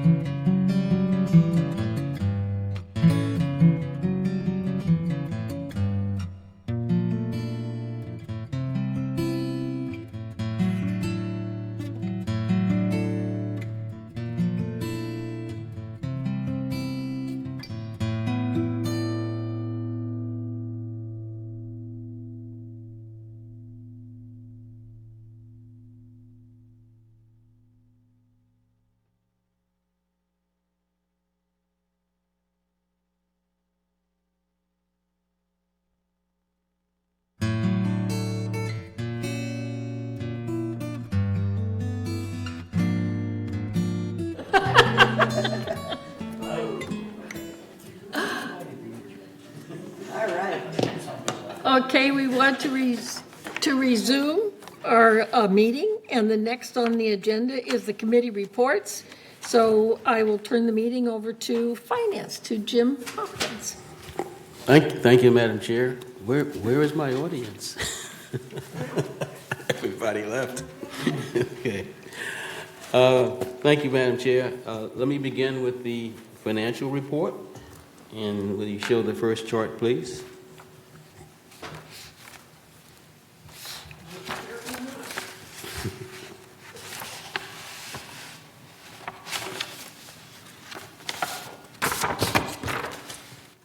Wonderful. Okay, now here we are. The first chart includes all revenues and expenses, including those designated for reserves, including investment income, the transfer facility fees, and the GRF reserve portion of the HOA fees. It also includes the contingency portion of our HOA fees. Through the reporting period of March 31st, 2023, GRF had a net revenue of $1,297,000 with a total revenue of $13,084,000, and of course a total expense of $11,787,000. GRF was better than budget by $559,000, with total expenses coming in at $95,000 better than anticipated. The favorable results seen in the expenses were increased by higher revenues of $464,000. This was due to unrealized gain on available for sale investments, which was partially offset by the sell-off of poor performing investments, which caused a realized loss in the expense side of the financial statements. I know that's a lot of accounting, so I won't bore you with the details of that. It's just to say it did not impact our operating expenses. But yeah, can you hold it until I finish my report? Thank you. The next chart displays the operating fund, which excludes the non-operating revenues that we just mentioned, and expenses, and also the depreciation. This report shows a favorable variance of $607,000 through the reporting period, with expenses better than budget by $876,000, and it's offset by revenue worse than budget of $269,000. Slide 3, please. Okay. Now this slide reflects the current market value of the GRF Reserve discretionary investment portfolio and the original market value at the time of inception. The current market value of the GRF portfolio is $18,459,000 as of March 31st, 2023. And that's compared to a value at inception of $19,031,000. The year-to-date market value increased by $250,000, or 1.4%, and decreased by $572,000, or 3%, since inception in 2019. In March, the value increased by $250,000. And after the presentation, I'm going to give you a kind of wrap-up of where we are and where we've been on that journey with our investments. Slide 4, please. Of the $18,459,000 portfolio mentioned in Slide 3, $15,877,000 is held with our reserves portfolio value. In addition to the discretionary investments, the reserve fund assets also include cash of $3,994,000 and a non-discretionary investments of $12,407,000. Payables and other total $161,000, resulting in a net reserve balance of $32,117,000. Next slide, please. Okay. Now, back to the operating fund, okay, which has a more significant impact on our HOA assessments. This slide shows the most significant operating variances by category, with the green bars representing favorable variances and the orange bars representing unfavorable variances. In the favorable category, employee compensation and related expenses of are favorable by $546,000. And that's primarily due to vacancies, which we've said in the past, in general services for bus drivers, security services, gate ambassadors, and other maintenance operations. Also, construction and information services are below their targets on compensation. Also, materials and supplies, and that's primarily due to the over-accrual of expenses for 2022. But this is the over-accrual in expenses for 2022 leads to a reversal of some of those accruals in 2023. So that's an accounting entry that does affect our operating budget.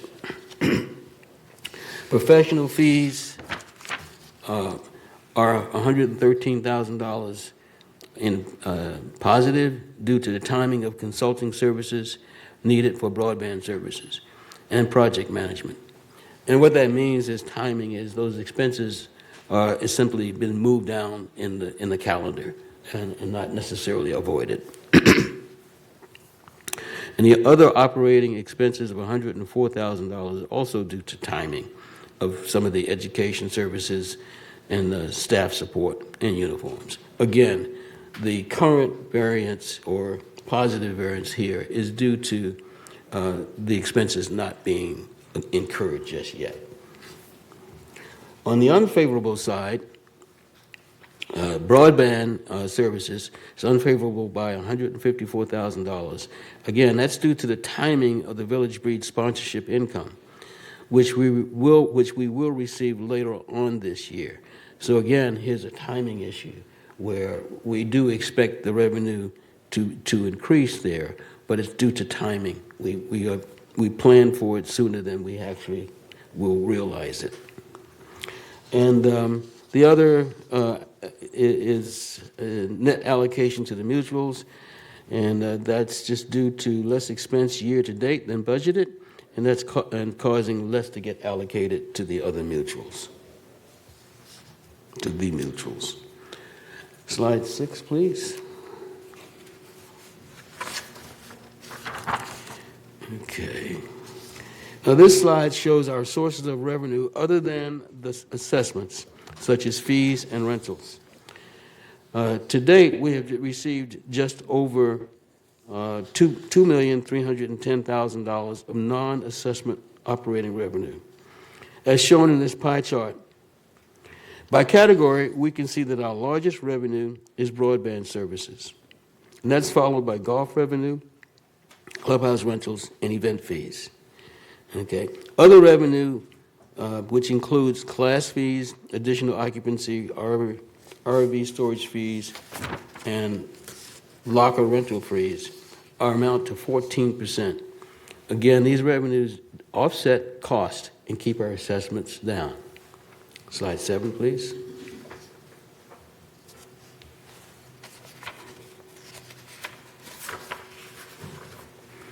Now, this chart shows, as usual, that our largest operating expense is compensation, and that's followed by cable and programming expense. Of the $9.7 million, excluding depreciation, these two categories account for 74% of the total operating expense. Professional and legal, utility and fuel, insurance and repairs and maintenance, etc., make up the remaining 26%.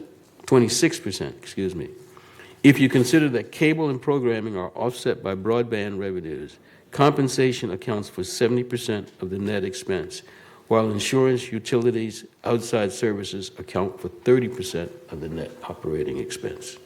Next page, please. Sure. The reserve and restricted funds adjusted balances are shown here in slide 8. Starting with the first column on the left, the reserve funds have a combined ending balance of $37.1 million. Restricted fund balances have an ending balance of $4 million. Including in this total are contributions received this year through assessments, trust fund facilities fees, and investment earnings.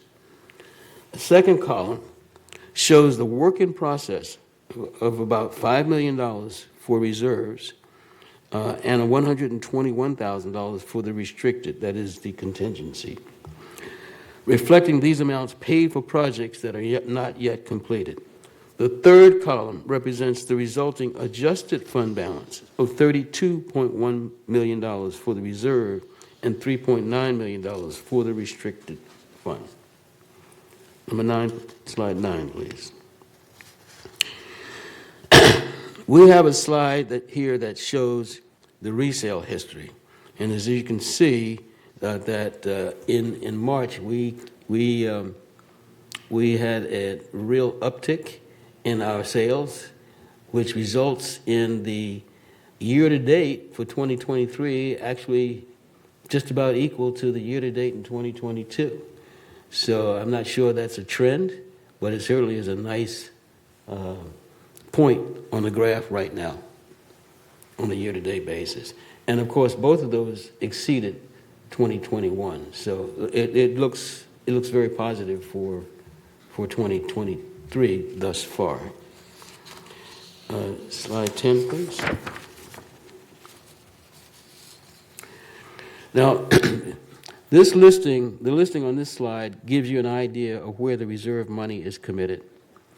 Of the $20.3 million appropriated by the board for various projects and equipment purchases, the remaining encumbrances against our reserves is $15.8 million. And that's primarily for the purchase and replacement of equipment through the facilities, throughout the facilities. Restricted funds had a total appropriation of $98,000 and a remaining encumbrance of $20,000. Next chart. Now, when we compare our adjusted fund balance to historical balances for the past 5 years on the next chart, showing that GRF has an average of $26.9 million in reserve funds and $2.3 million in contingency. So as you can realize, we are far above that average as we continue to increase our reserve funds. And as I promised when I showed you chart 3 on our reserve or our portfolio, I wanted to kind of give you a wrap up of what has transpired in the last, say, 6 months, because there's been a lot of discussion on that reserve. In fact, there was much discussion that was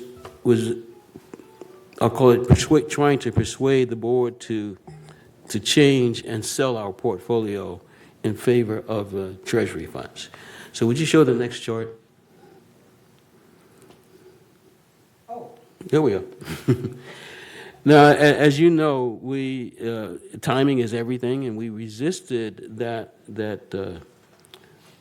pressure to sell at the time because we felt that we had a strategy that would allow us to optimize the market value of our portfolio prior to selling.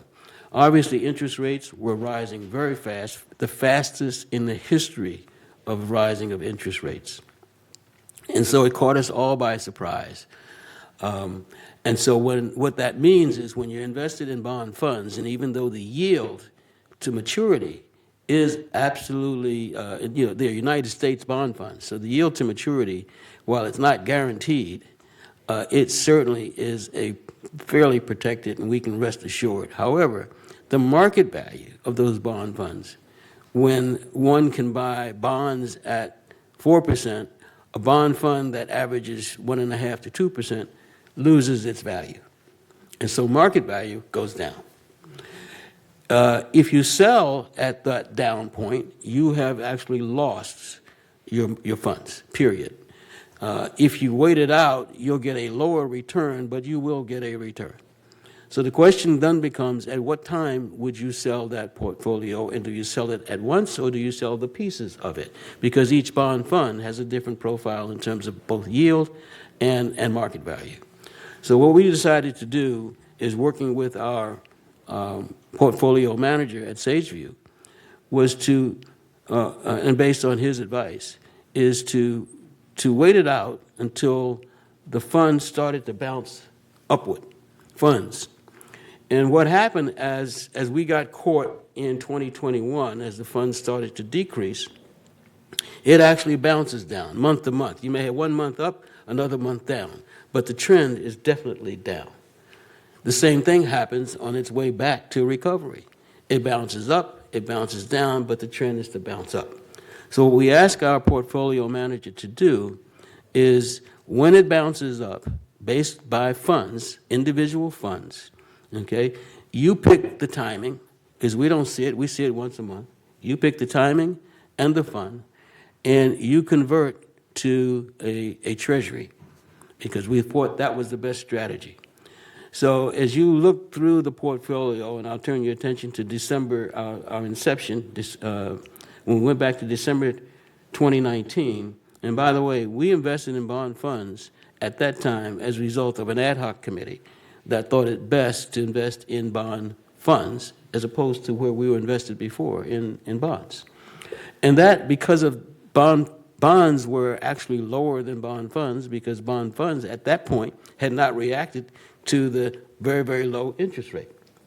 The result was we actually had a gain through 2020, a gain of $791,000, and you see that at the second row. And then in 2021, it started to come down. Okay, it kind of caught all of us by surprise, the rapidity of which it came down. So as a result of all of that, we took losses in 2022, significant, and what we saw was that in March of 2023, okay, or actually in November of 2023, November, December, and I believe January, it started to rise, okay? And by the way, that was, and so the fund manager decided, look, when it rises like that, we need to take advantage of it and get the market value as well as the higher interest rates of new treasuries. And that's what he did. The result of that was, in April, our portfolio balance had recovered, and I'll refer to you to the lower chart, okay? And it shows what our low was, low value of our portfolio in October, all right? It also shows that where we are today, all right, which is roughly $838,000 higher than our lowest. And that's a result, and I might say, point out also, that we are currently now entirely in treasuries as a result of the transition. But the transition that was made was one, is what I would call a more measured transition based on the best advice of our portfolio manager. And so he was able to pick the best time for each one of our funds, and we had 5 of them, for each one of our funds to transition to treasuries, right? And so in doing that, he was able, by the end of April, to get $838,000, mostly from those trades, okay, which amounts to a 4.7% increase over our low. Annualized, that would be a 9.4%, all right? Now, had we sold in October 2022, when it was suggested strongly that we do so, our portfolio balance, our portfolio would have taken advantage of essentially, and I'm going to assume, a 4% interest rate, but we would have lost, we would have had a realized loss, not an unrealized loss, of roughly $1.3 million, Okay.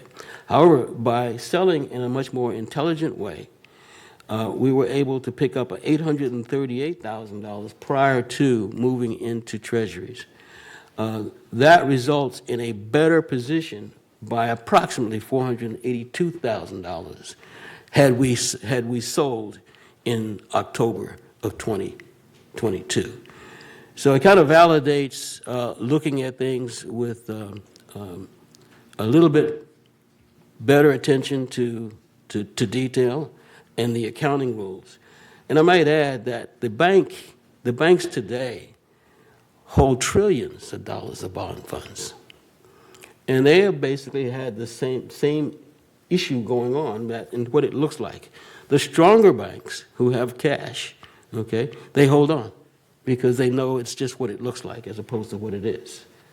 So I think we made the right call, but I thought I'd just wrap it up today so that, because we're done now, we've converted to treasuries, and I thought we'd wrap it up to see what may have happened had we decided to acquiesce to the pressure. So. One question, are we in treasury funds or treasury bills? Treasuries.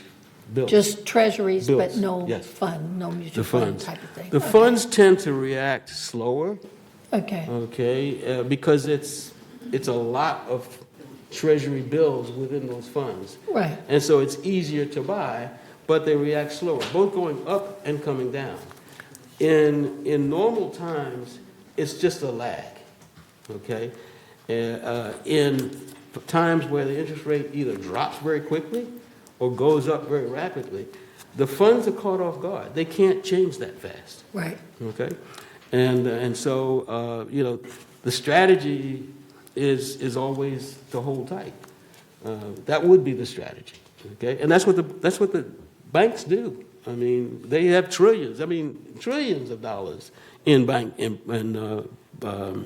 funds. So I think it's a lesson learned for all of us. The other lesson that I'm learning is because of all of the accounting rules and everything else, it's very difficult to explain this, okay? And so there's a tendency to react to what we see and not understand what we see. And if we can't explain what we see, we perhaps react in the wrong ways. It was tough. It's tough to hold on, no understanding. But this whole thing called mark-to-market, and by the way, if the standard for recording treasuries was mark-to-market rather than hold to maturity, and I know that's accounting gibberish, but if the standard were the same, it probably would suffer the same results.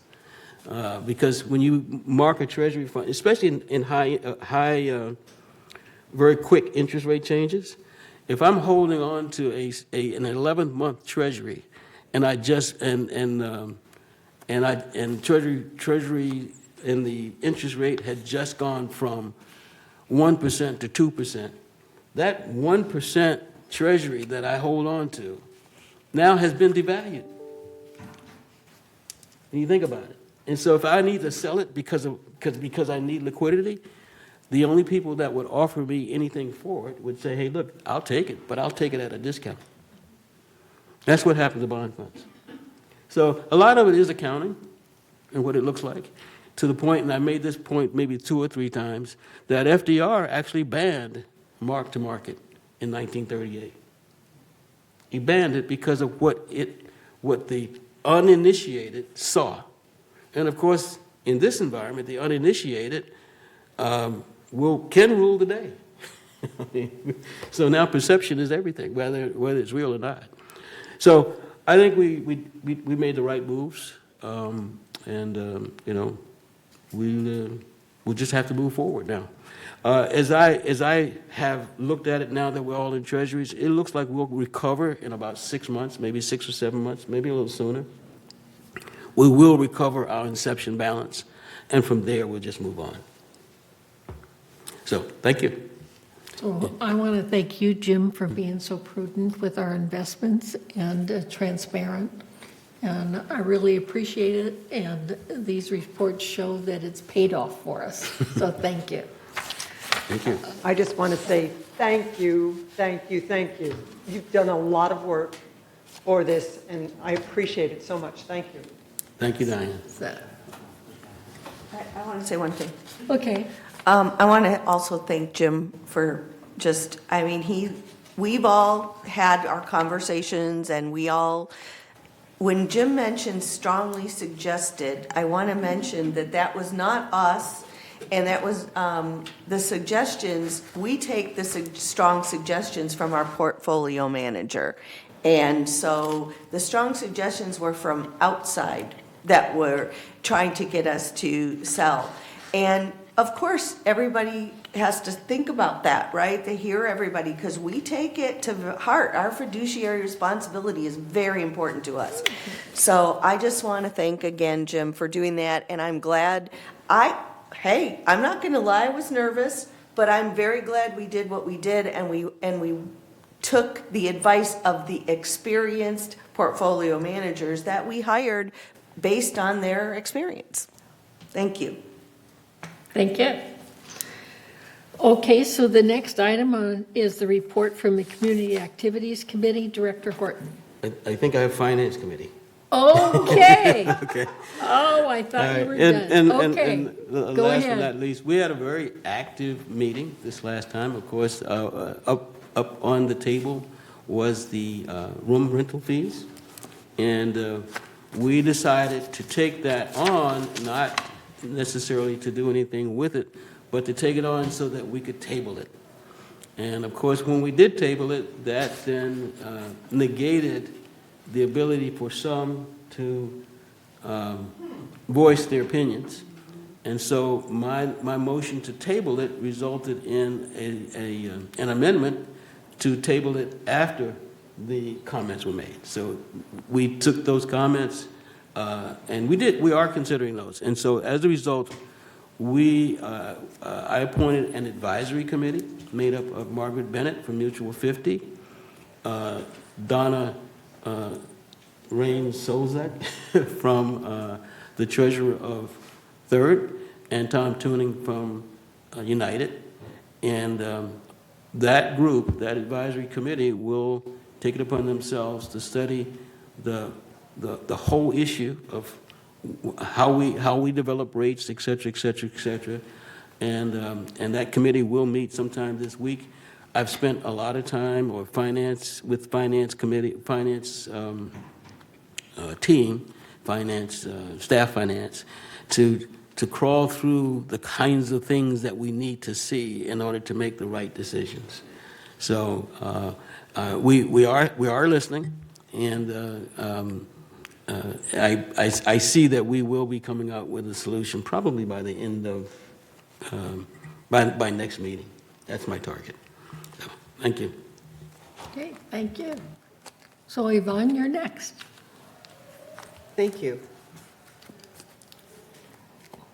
Well, at our last CAC meeting, it was attended by an overflow crowd. There were representatives from many clubs. We had over 30 speakers. All were opposed to the room rate increases. This resolution was returned to the Finance Committee for further analysis, as was just explained. I do want to thank all those that did attend for keeping the meeting orderly and respectful. Looking forward, please don't forget to attend the Club Expo and the annual Renaissance Fair. And that's really all I have to report, except our next meeting is on May 11th, 1:30 here in the boardroom. Thank you. Thank you. The next report will be from Director Skillman for the Landscape Committee. Thank you. We did not meet, of course, we only meet quarterly, but our next meeting is coming up May 10th. And I encourage anybody who is interested in our landscaping to come to that meeting. We're going to have demonstrations and a slideshow looking at the new electrical equipment. In order to abide with state law, we have to move from gas-powered equipment in landscape to electrical. And so we're going to look at what we've got. They're going to demonstrate how quiet so many of them are and just what it is we're getting. And then we will also get a rate update on where we stand this quarter. Thank you. Okay, thank you.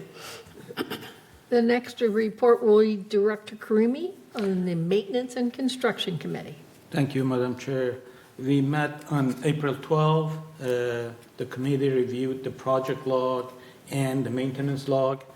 Although there was a slight delay on some of the project due to the weather conditions that we had recently, but the overall project progress was satisfactory.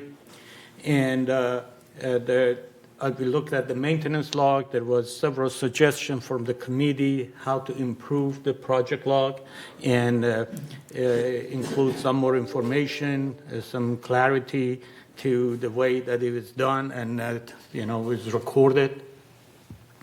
But, those are, transferred to the staff to look at it. Also, we'll look at there was a question came up about the electricity charge for the EV charging station behind the building. Since that's, the financial side is out of the charter of the MNC committee, I respectfully reported that to the finance committee to look at that and let us know. Is on our agenda for future agenda, given that we give some input from the finance committee, GRF finance committee, and tell us that what they think about charges. They're low, they need to be higher, there should be difference between the member and non-member, so forth. So that's the one that we refer to the finance committee for the further study. Our next meeting is June 14, but we definitely will have some special meeting in between because of some of the items are coming up in regard to the space planning and the Clubhouse 1. So just, as they come up and they're ready for review by the committees, we will call for a special meeting to do those so we can move those issues forward. That's my report. Thank you. Thank you. So the next item is... Jim has a question. Yes? And I'm sorry, Committee Chair, I did inquire to Finance, and I will give you a report at your next meeting. But just to summarize it, there are 3 levels of charging.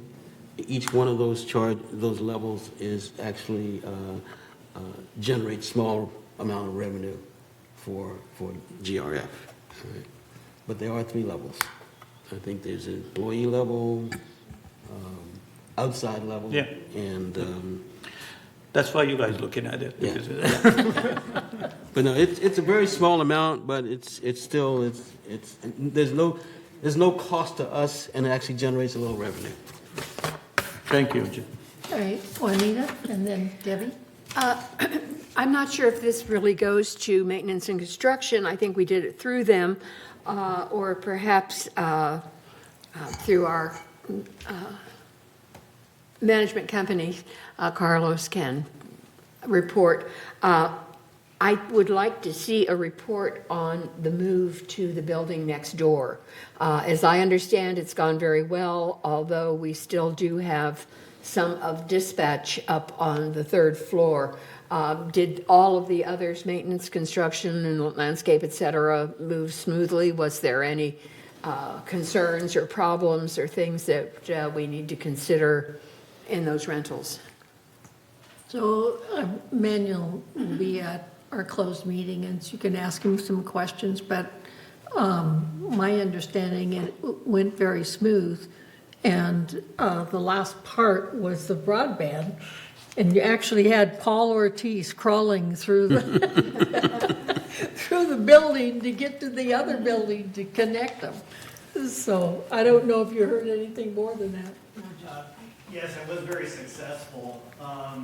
Security is still organizing some of their workspace just because of the volumes of stuff that they had acquired, so they're purging some and then the rest they're storing, but it's adequate space, so it's going to work out well. But to President Carpenter's point regarding the hall crawling around, we actually had conduits that was discovered that went straight to that facility or to that building, and so that saved a lot of money, a lot of time, and a lot of headaches for everybody involved, and it got us up and running quicker than we had expected. So by all measures, it was a success, but I do encourage to ask any questions to Manuel in terms of the other technical side of the move.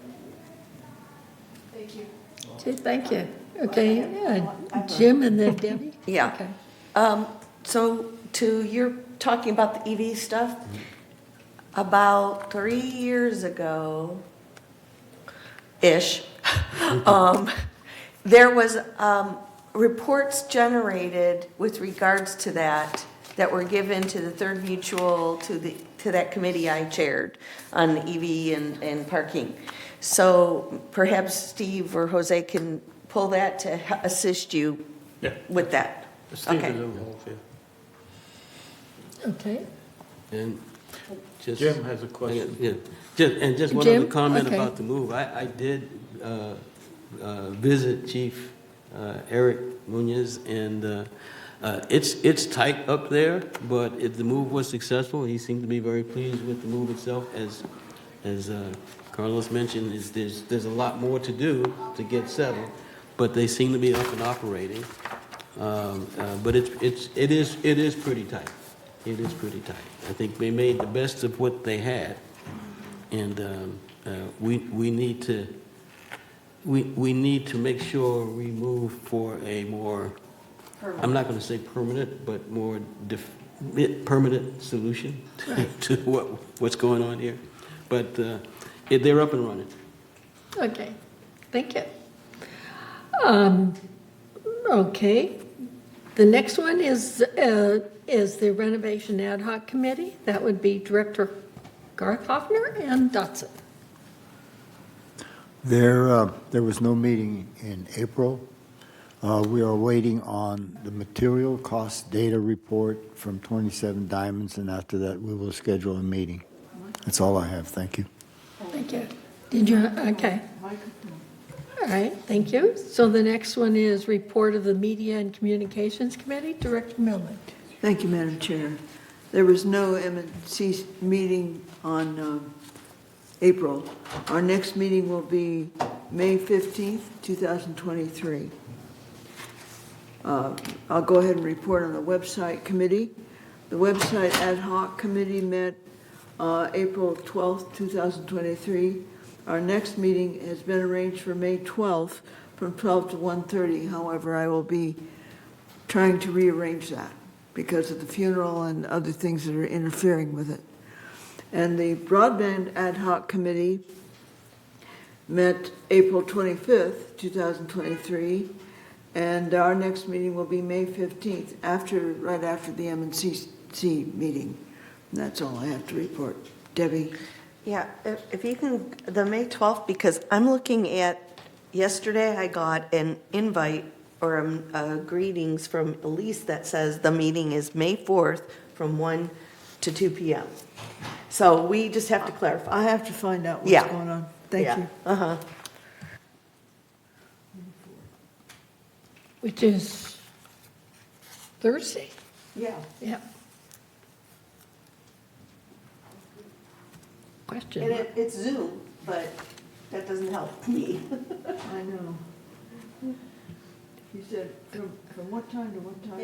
It says May 4th from 1 to 2. That was the website? Well, that would be the website committee. A website, okay. Website ad hoc. So we just need to clarify that. I'll clarify it, and I'll try to do it before lunch. Okay, great. Thank you. Okay, that's my report. So the next report is mobile and vehicles, so Director Addington? Thank you, ma'am. We had our hearing on April 19th. There were 6 residents, 7 offenses, 6 guilty with fine, and 1 not guilty and a retraction. Thank you. That ends our report. Oh, the next one will be, oh, for heaven's sakes, June 7th at 1:30 p.m. Thank you.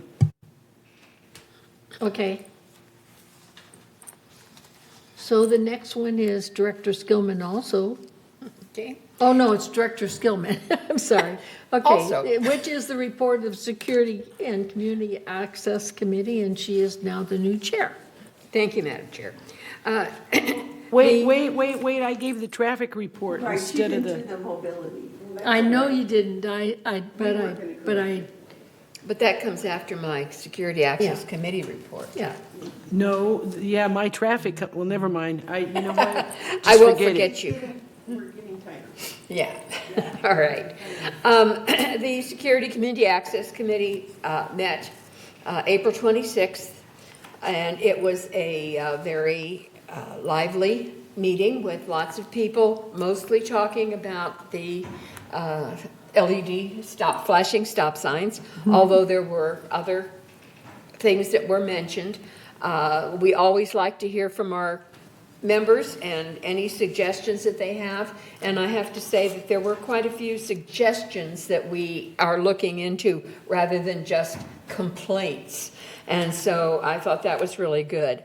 Our items for future agenda, because our next meeting is coming up on June 28th, and we're going to be looking at gate arms, which they felt were deteriorating and were taped together, and wanted to know what we could do about that. Crosswalks, as was mentioned earlier this morning, they're an important safety aspect. And it was also asked that we look into developing a neighborhood watch. So we're going to look into what that would entail. All in all, an excellent meeting, and our next meeting Wednesday, April 28th at 1:30 here in the boardroom. So I would like to ask Carlos to report on the Gate 16 and what they just did. Is it Gate 12? It's Gate 12. Gate 12. Okay, across the street it's 16. Okay. So we just got the kiosk over at Gate 12 in the gatehouse. So now it has all the same capabilities that the other gatehouses have, which includes a scanner for the QR code. And then also, while not activated yet, we're creating a Gate 12 pass. So that will make it a lot easier for members to go ahead and issue that Gate 12 pass. It'll be a one-day pass. And then you won't have to have your gate or your guest meet you there at the exact same time as when you arrive, because that does hold up the process, because we do have the guest park and wait till the member gets there. So it'll be a little bit more streamlined for the guest and more convenient for the member. So that's good news so far.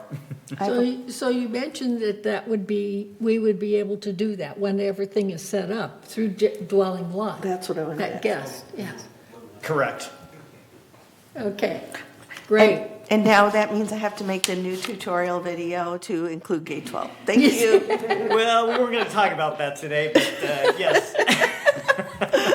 Oh, thank you. Okay, Elsie? Well, since we brought it up, so until then, like if I want to call my kid in to the gate, can I still do the either online or calling? I mean, is that still available? So everything remains as it's always Everything's been. the We same. just have the capability now to verify and validate any guests there from the gatehouse. And will that be on their app? Will it be on their phone? It can be on the phone, but then also we need to look somebody up. We can do that as well, where before they didn't have that capability in that specific gatehouse. Well, super. Thank you. You're welcome. Thank you. Okay, so the next report would be, do you want to report it again? Or do you want, you already reported the traffic, right? Well, I had 6 people. Okay. I want to know about I'll do the other one that I was supposed to do. Wait, and- I have a question on traffic. Can I ask her? Oh, sure. I want to know what the retraction was. I'm curious now, because we've never, I wasn't- don't recall that happening. It wasn't really I don't know if that's the right word, but what happened was the guy was ticketed, actually, it was his guests, didn't have a current registration. And the HUYA on his license plate, et cetera, et cetera, et cetera. So, and we had to trace it back to the unit. Anyway, I didn't even know this was available. The resident, I guess he was really annoyed with his friends, but he looked into this, and he found out, and I didn't even know such a thing existed. He had an extension until the end of the month, which was September. That's when he was ticketed, and he had a sticker on it. It was like a temporary sticker in the window of his car, in the back window, that said, "This is extended until the end of the month." Well, you know, gee, we didn't see it at night, we weren't looking for it, et cetera, et cetera. So I would have left it alone because it expired that month. It was like 8 days from expiring. But they went ahead and pulled it back. Okay. I call it retract, but I don't know. Yeah, that was pretty exciting. I mean, it was more exciting than we usually have on the traffic board. It was something. So anyway, now can I give my, which is a non-report. We all know what happened to our dear Don Tibbetts, who was the chair of Mobility and Vehicles forever.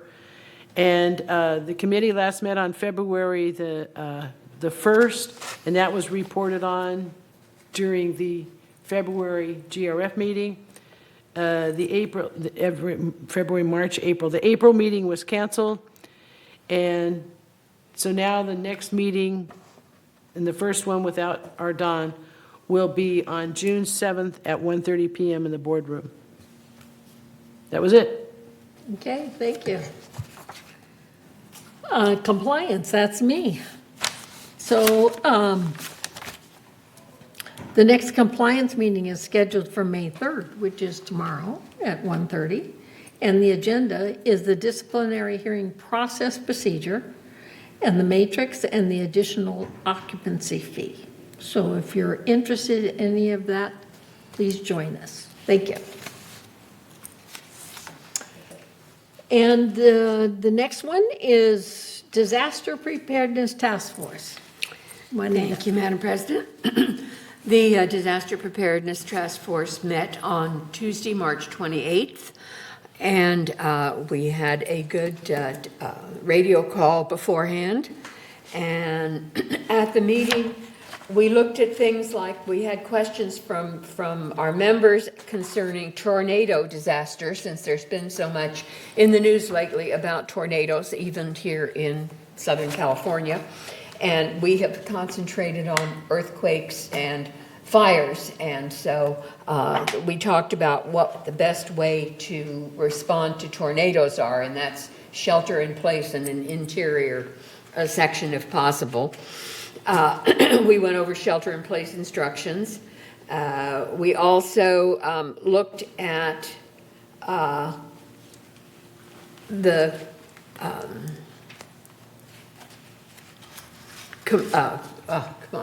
coordinators, clubhouse coordinators. We've been having monthly meetings at different clubhouses and reviewing what's there, looking at the supplies and where we have cutoff valves and things like that. And this month coming up is going to be Clubhouse 3. And that's about it for disaster preparedness this time. Okay, thank you. So the ITAC Committee, Director Hopkins. Thank you, Madam Chair. We meet once a month, and this last time we had a report, and we are on target as far as the funds are concerned, funding is concerned, slightly behind in terms of actually the implementation. We're looking at maybe between September and year end in terms of the installation of this phase, which will include finance, and I forgot what the other part of it was, but so we're right on track actually, considering that this what we call ERP is in many cases a complete redo of all of the legacy, or many of the legacy processes that have existed 50, 60 years, some of which we don't even know why we do. And so it continues to be a great investment in our future, and we'll have a much more extensive report, maybe a written report probably by the after second quarter. I want to add something. Okay. I just want to tag on to what Jim says.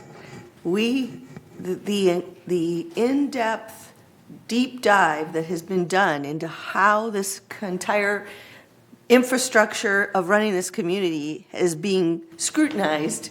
And it is amazing the amount of effort and work that has gone into this by our team as well as Advantico. We had our meeting on Friday where we get our update, and the amount of work is just immense. I don't think it will be transparent to the community other than how nice things work, but just know that a lot is going into this, and we're very pleased with their progress, so that's good. Thank you. And their commitment. And their commitment. Yeah, I mean, there's both the staff and Advantico's commitment to doing this thing right is just amazing. They're a part of our team, there's no question. Thank you.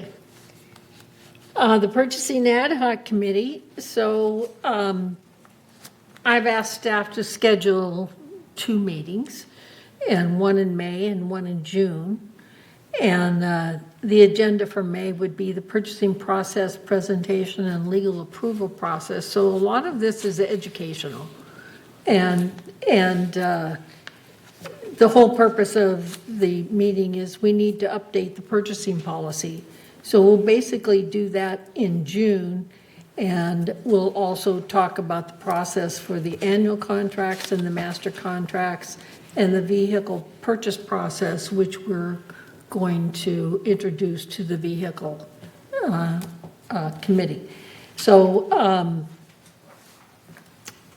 I'll be sending out, or staff will be sending out notices as when these 2 meetings will be set up. And that should be the end of the purchasing task force, and we should be able to dissolve it at that point in time.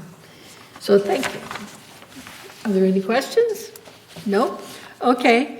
So the next item is future agenda items, which we have the appeal policy, the nuisance policy, and the harassment policy. And now we're ready for director comments. So are there any comments? Okay, so let's start over here. I just wanted to say how impressed I am with the involvement that we've been getting in the last couple of months from members. Now, it's true we've had a few trigger issues, but they have come out not just with complaints, but with suggestions, and it's really heartfelt that they really are interested in our community and feel not just the need, but the right to come out and suggest it to our board, and I really appreciate all of the member involvement. Thank you. Thank you, Juanita. Okay, who's the next? Thank you, Juanita. Okay. That's it. Jim, were you next? Yeah, I just want to thank. Excuse me? You didn't have your hand up? You didn't have your hand up, so I... Oh, I thought you were going in order. Okay. All right. Hey, Elsie's got her hand up. Thank you, Juanita. We do have fun on this board, too. It's not all serious. Okay. And I just want to thank all the board members for their participation, and especially our president for her leadership. Thank you. Oh, that's, okay. Reza says that all good. He had to go get his phone. He forgot it. Oh. He felt naked without his phone. Okay, and I understand that. So one of the things that, I was going to say that by the middle of May, all the tutorial videos we're going to be posted on YouTube, but now that's not going to be perhaps correct. But there will be resident service portal is done. And so just watch our YouTube channel. There will be a notice in the e-blast when they're ready. But we did do a really good one for the resident services portal on a video on how to access and use that. And I just want to express my deepest and sincerest condolences to Egon and his family for their tremendous loss. And as well to talk about John Frankel. I had the pleasure of working with him on the Third Mutual, and it's just, he was always such a wonderful man and very kind, And then, of course, to Don, looking over at his chair, it's sad. I mean, I looked over there 2 or 3 times today and thought about him, and I just wish his family the best. And I won't be able to go to either of those services, but I just want to just say how sad I am about this happening and wish everybody the best.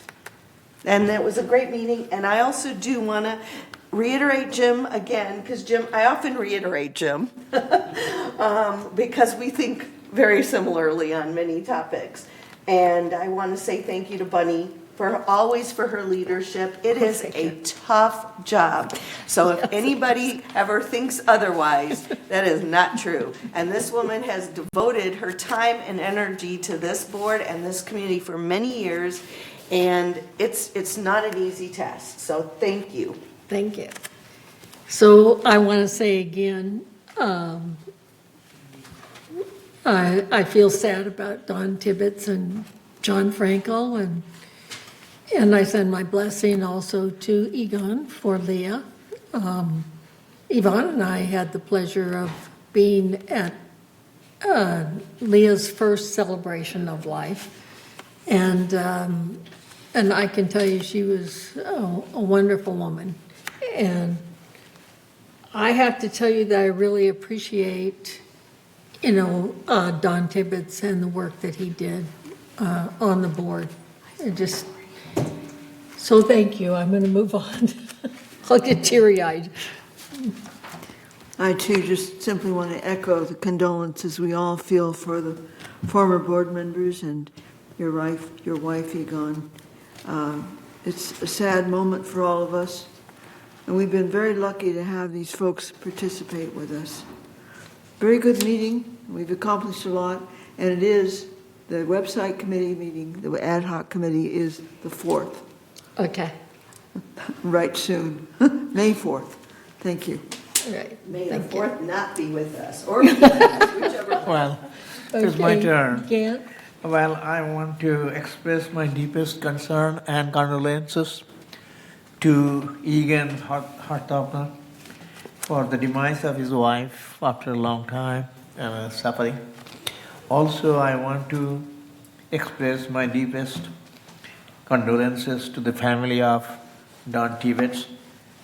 In fact, one day before his death, I sat down with Don, and he was describing me his days in Santa Ana, how he grew up, where he served. He was the principal of the elementary school and all that. And then, our closed meeting, we sat down side by side and ate together and laughed at different things. And 1 week later, he's gone. It was very, very sudden. I was very sorry to hear that. And that is one thing that I want to express today in front of all of you. I have some comment regarding, I have been elected as a member of the Disaster and Hearing Committee in Juanita's group, and I attended my first meeting. It was interesting to hear Mrs. Peggy Khan about the LED flashing light, and it covered most of our meeting that day. And afterwards, I had a chance to talk to her personally, and I said that I went there to see how it works. And subsequent to that meeting, she has circulated some video tapes regarding several places, and she has chronicled how many